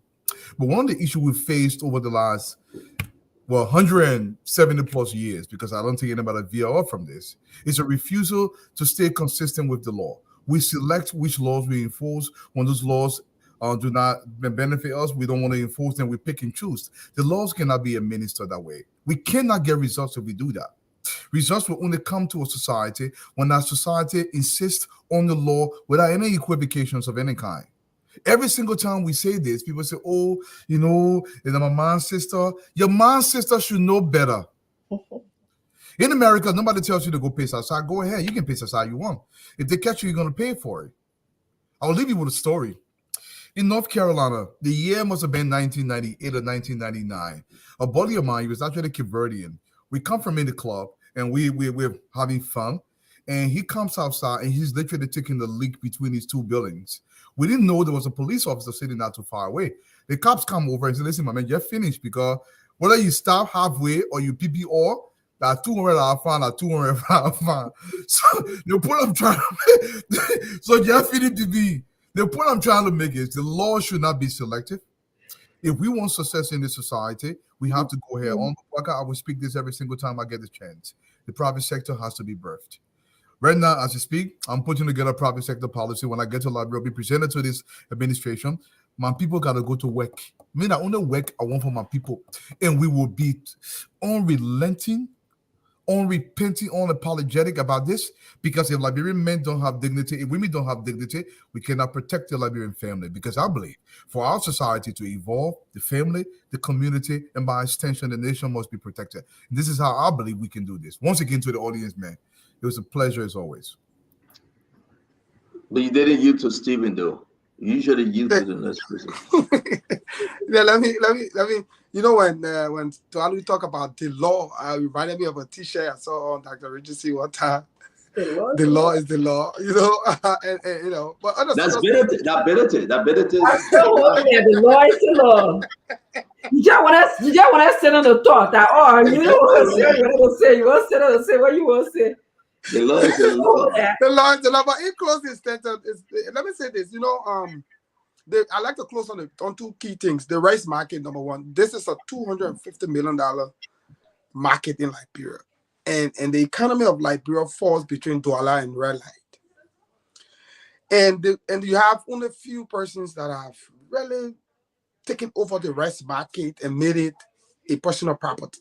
There has to be some relaxation in some of the rigidities so that it can allow Liberians who want to bring rice. And one of the requirements, they say you must get a warehouse. No. That thing should be removed. If you bring your rice, you get a warehouse. If you keep it on Broad Street, it's on you. It's on you. Bring your rice. Because the more rice we have in the country, the better it is in terms of competition, the price will fall. So we have to start thinking all these RPD regimes. We have to set up the Commerce Committee, have to look at it to see how best you can move some of these bottlenecks so that our people who want to invest. And one of the engines of any economy is the small business. People overlook it. In America, the small businesses are the engine, not the big corporations. Most of the people in America work in small businesses. They are the ones running the day-to-day activity. So we have to really, really begin. And I will advise the new government to set up in the first few months a diaspora forum where you can bring together Liberians, investors, so that they can come together and say, look, this is what we have. Do a very excellent presentation about what you have, the economy, areas of prospect, and allow Liberians, foreign entrepreneur to come home and invest, whether it's the beaches in Robertspool, the Cape in Kipamos, those areas. Bring people back that we waterfall. You can bring in money into the country. But let me close on this. Lee Kuan Yew, who was the head of Singapore, a very brilliant man, had managed to move Singapore from a tier world nation to a first world nation by doing few simple things. One of the things he focused on first was a pragmatic leadership that was more realistic. Let's do what's right. This is what we're going to do. Let's move our country. Let's do this. Let's do this. Let's do this. Let's do this. Then he went to, how can we make our public bureaucracy effective? By being responsive to the people, addressing the needs of your people. And then one of the key areas I like to stress on is the issue of how he was able to effectively control corruption. He controlled corruption effectively. And then to put the icing on the cake was he created a meritocracy where government was based on not political accommodation, but bringing into government his best and brightest. And today, Singapore, without any natural resources, a little land, is one of the most successful countries of the 20th century. No other country in Asia has reached the zenith at which, and this is a country that was poor. Liberia, we have all of the wealth, we have all of the human resource, we have one of the youngest population. The majority of our population is below 35 years of age. Let's get them to work. That's the active labor age we have. By the time you start hitting 40, 59, you're winding down in the labor market. Let's put them to work. Let's get our young people to work. There should not be a political rally chanting battle cries. They must be either in school or at areas of work, making income for themselves. So, Senator, I'd like to say thanks for this show. It's been a wonderful conversation, and it's good to see Dr. Francine, Ed, and you, Dwalu. I'm looking forward in the course of next week for us to continue, some of these. Let me say thanks to the audience, all of those who are following us on radio. It's been a wonderful conversation, and I'm excited to be here. You talk about next week is today. Oh yeah, come on, man. I think it's today Saturday. But Dwalu, thank you for sending me the message. You said the show is quiet because Fagon is not here. I really need the voices. So is that what you said? In the 1950s, Singapore budget was the same as Liberia's budget today. Today's Singapore budget is north of $96 billion. Can you imagine? Who can get it right? Dwalu. Yeah. Dwalu. But you said the show was very quiet today and interesting because Fagon wasn't here. I really enjoyed the show today. The truth of the matter, I really you enjoyed it today. So all I'm saying because Fagon not here, so you enjoyed the show. So I want to add, the audience were very, great. Yeah, the audience was for though. Thank you very much. I mean, they were making, your comments about how to make our country better. I really appreciated that. Yep. Somebody said being in skills. Very engaged. They were very engaged. Correct. That's the right word there. Yes, thank you very much. I love a food, man. I love a food. I see you. Analysis. Where's Lee Kuan Yew? I have to look for. I know. I was looking at Singapore GDP. Oh my God. Just drop this. Yeah. You wrote 2 books in our series. From third one to first story. There's a second volume. It's a thick read, but you will love it. You will learn a lot. Check it out. I think it's about 500 pages. But what is it called? From first to third word? Yeah, from first to third word, the Singapore story. Yeah. That's nice. We'll write that story one day for Liberia, the Liberia story. We will. Thank you. Thank you, guys. All right. Nelson, can you come on? Folks, if you want to run the guys, come out. Dr. Richardson, you left. Nelson, we gotta do this thing. The people want to say, I'm looking for this lady. She can bake cake. She sent me the stuff, but up to you say we should wait and we can start running it more.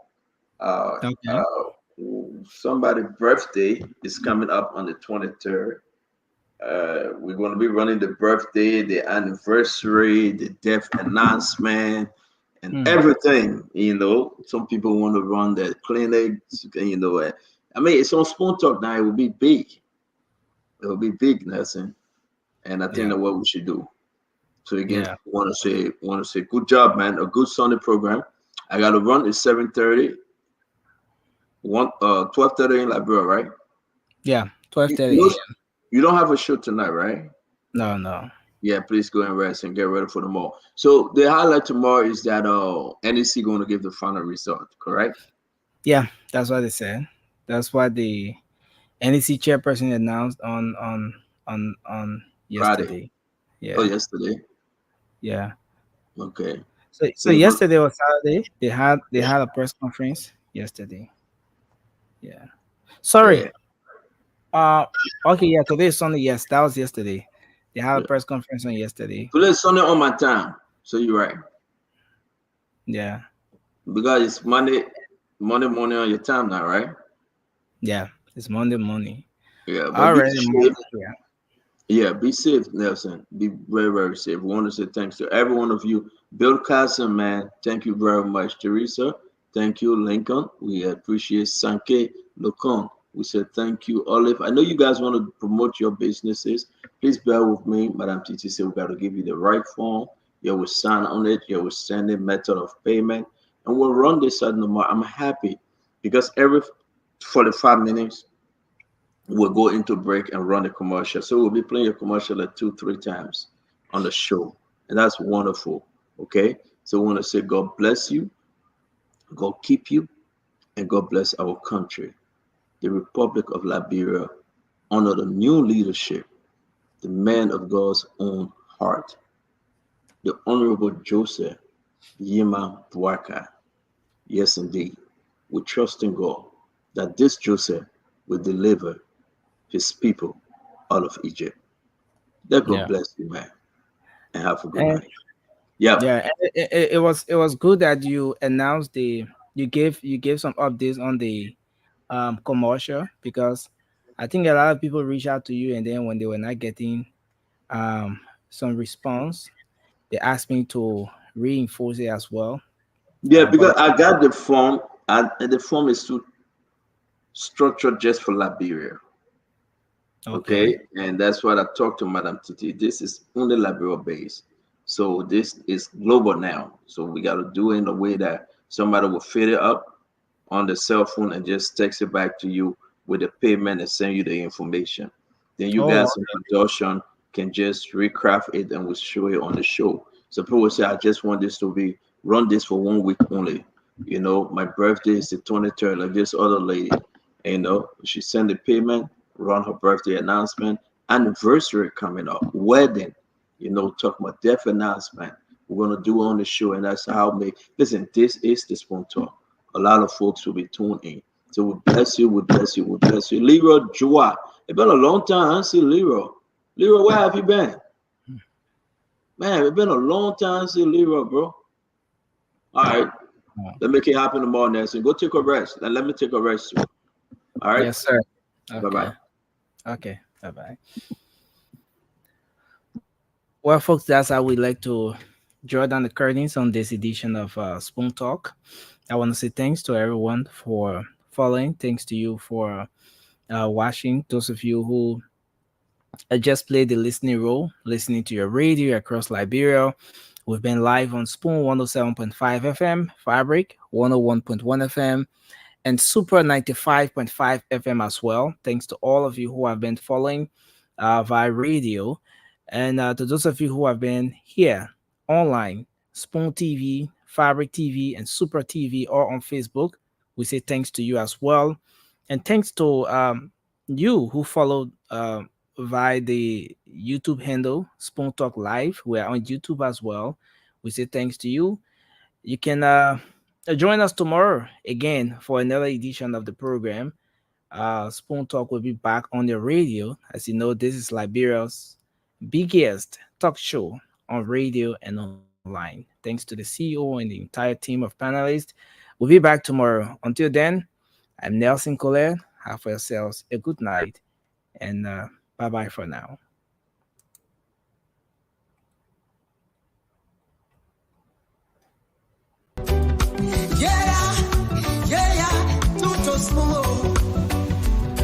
If you eat keep on crazy like my brother, Tuto Spoon.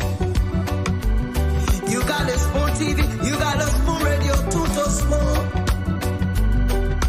Yeah, Tuto Spoon. You wanna get a news update? Tuto Spoon. What? Yeah, Rastafari. Kilibamba, kilibamba, kilibamba. Kilibamba, kilibamba, kilibamba. What I want? Yes, what you got today? Yes, what you got today?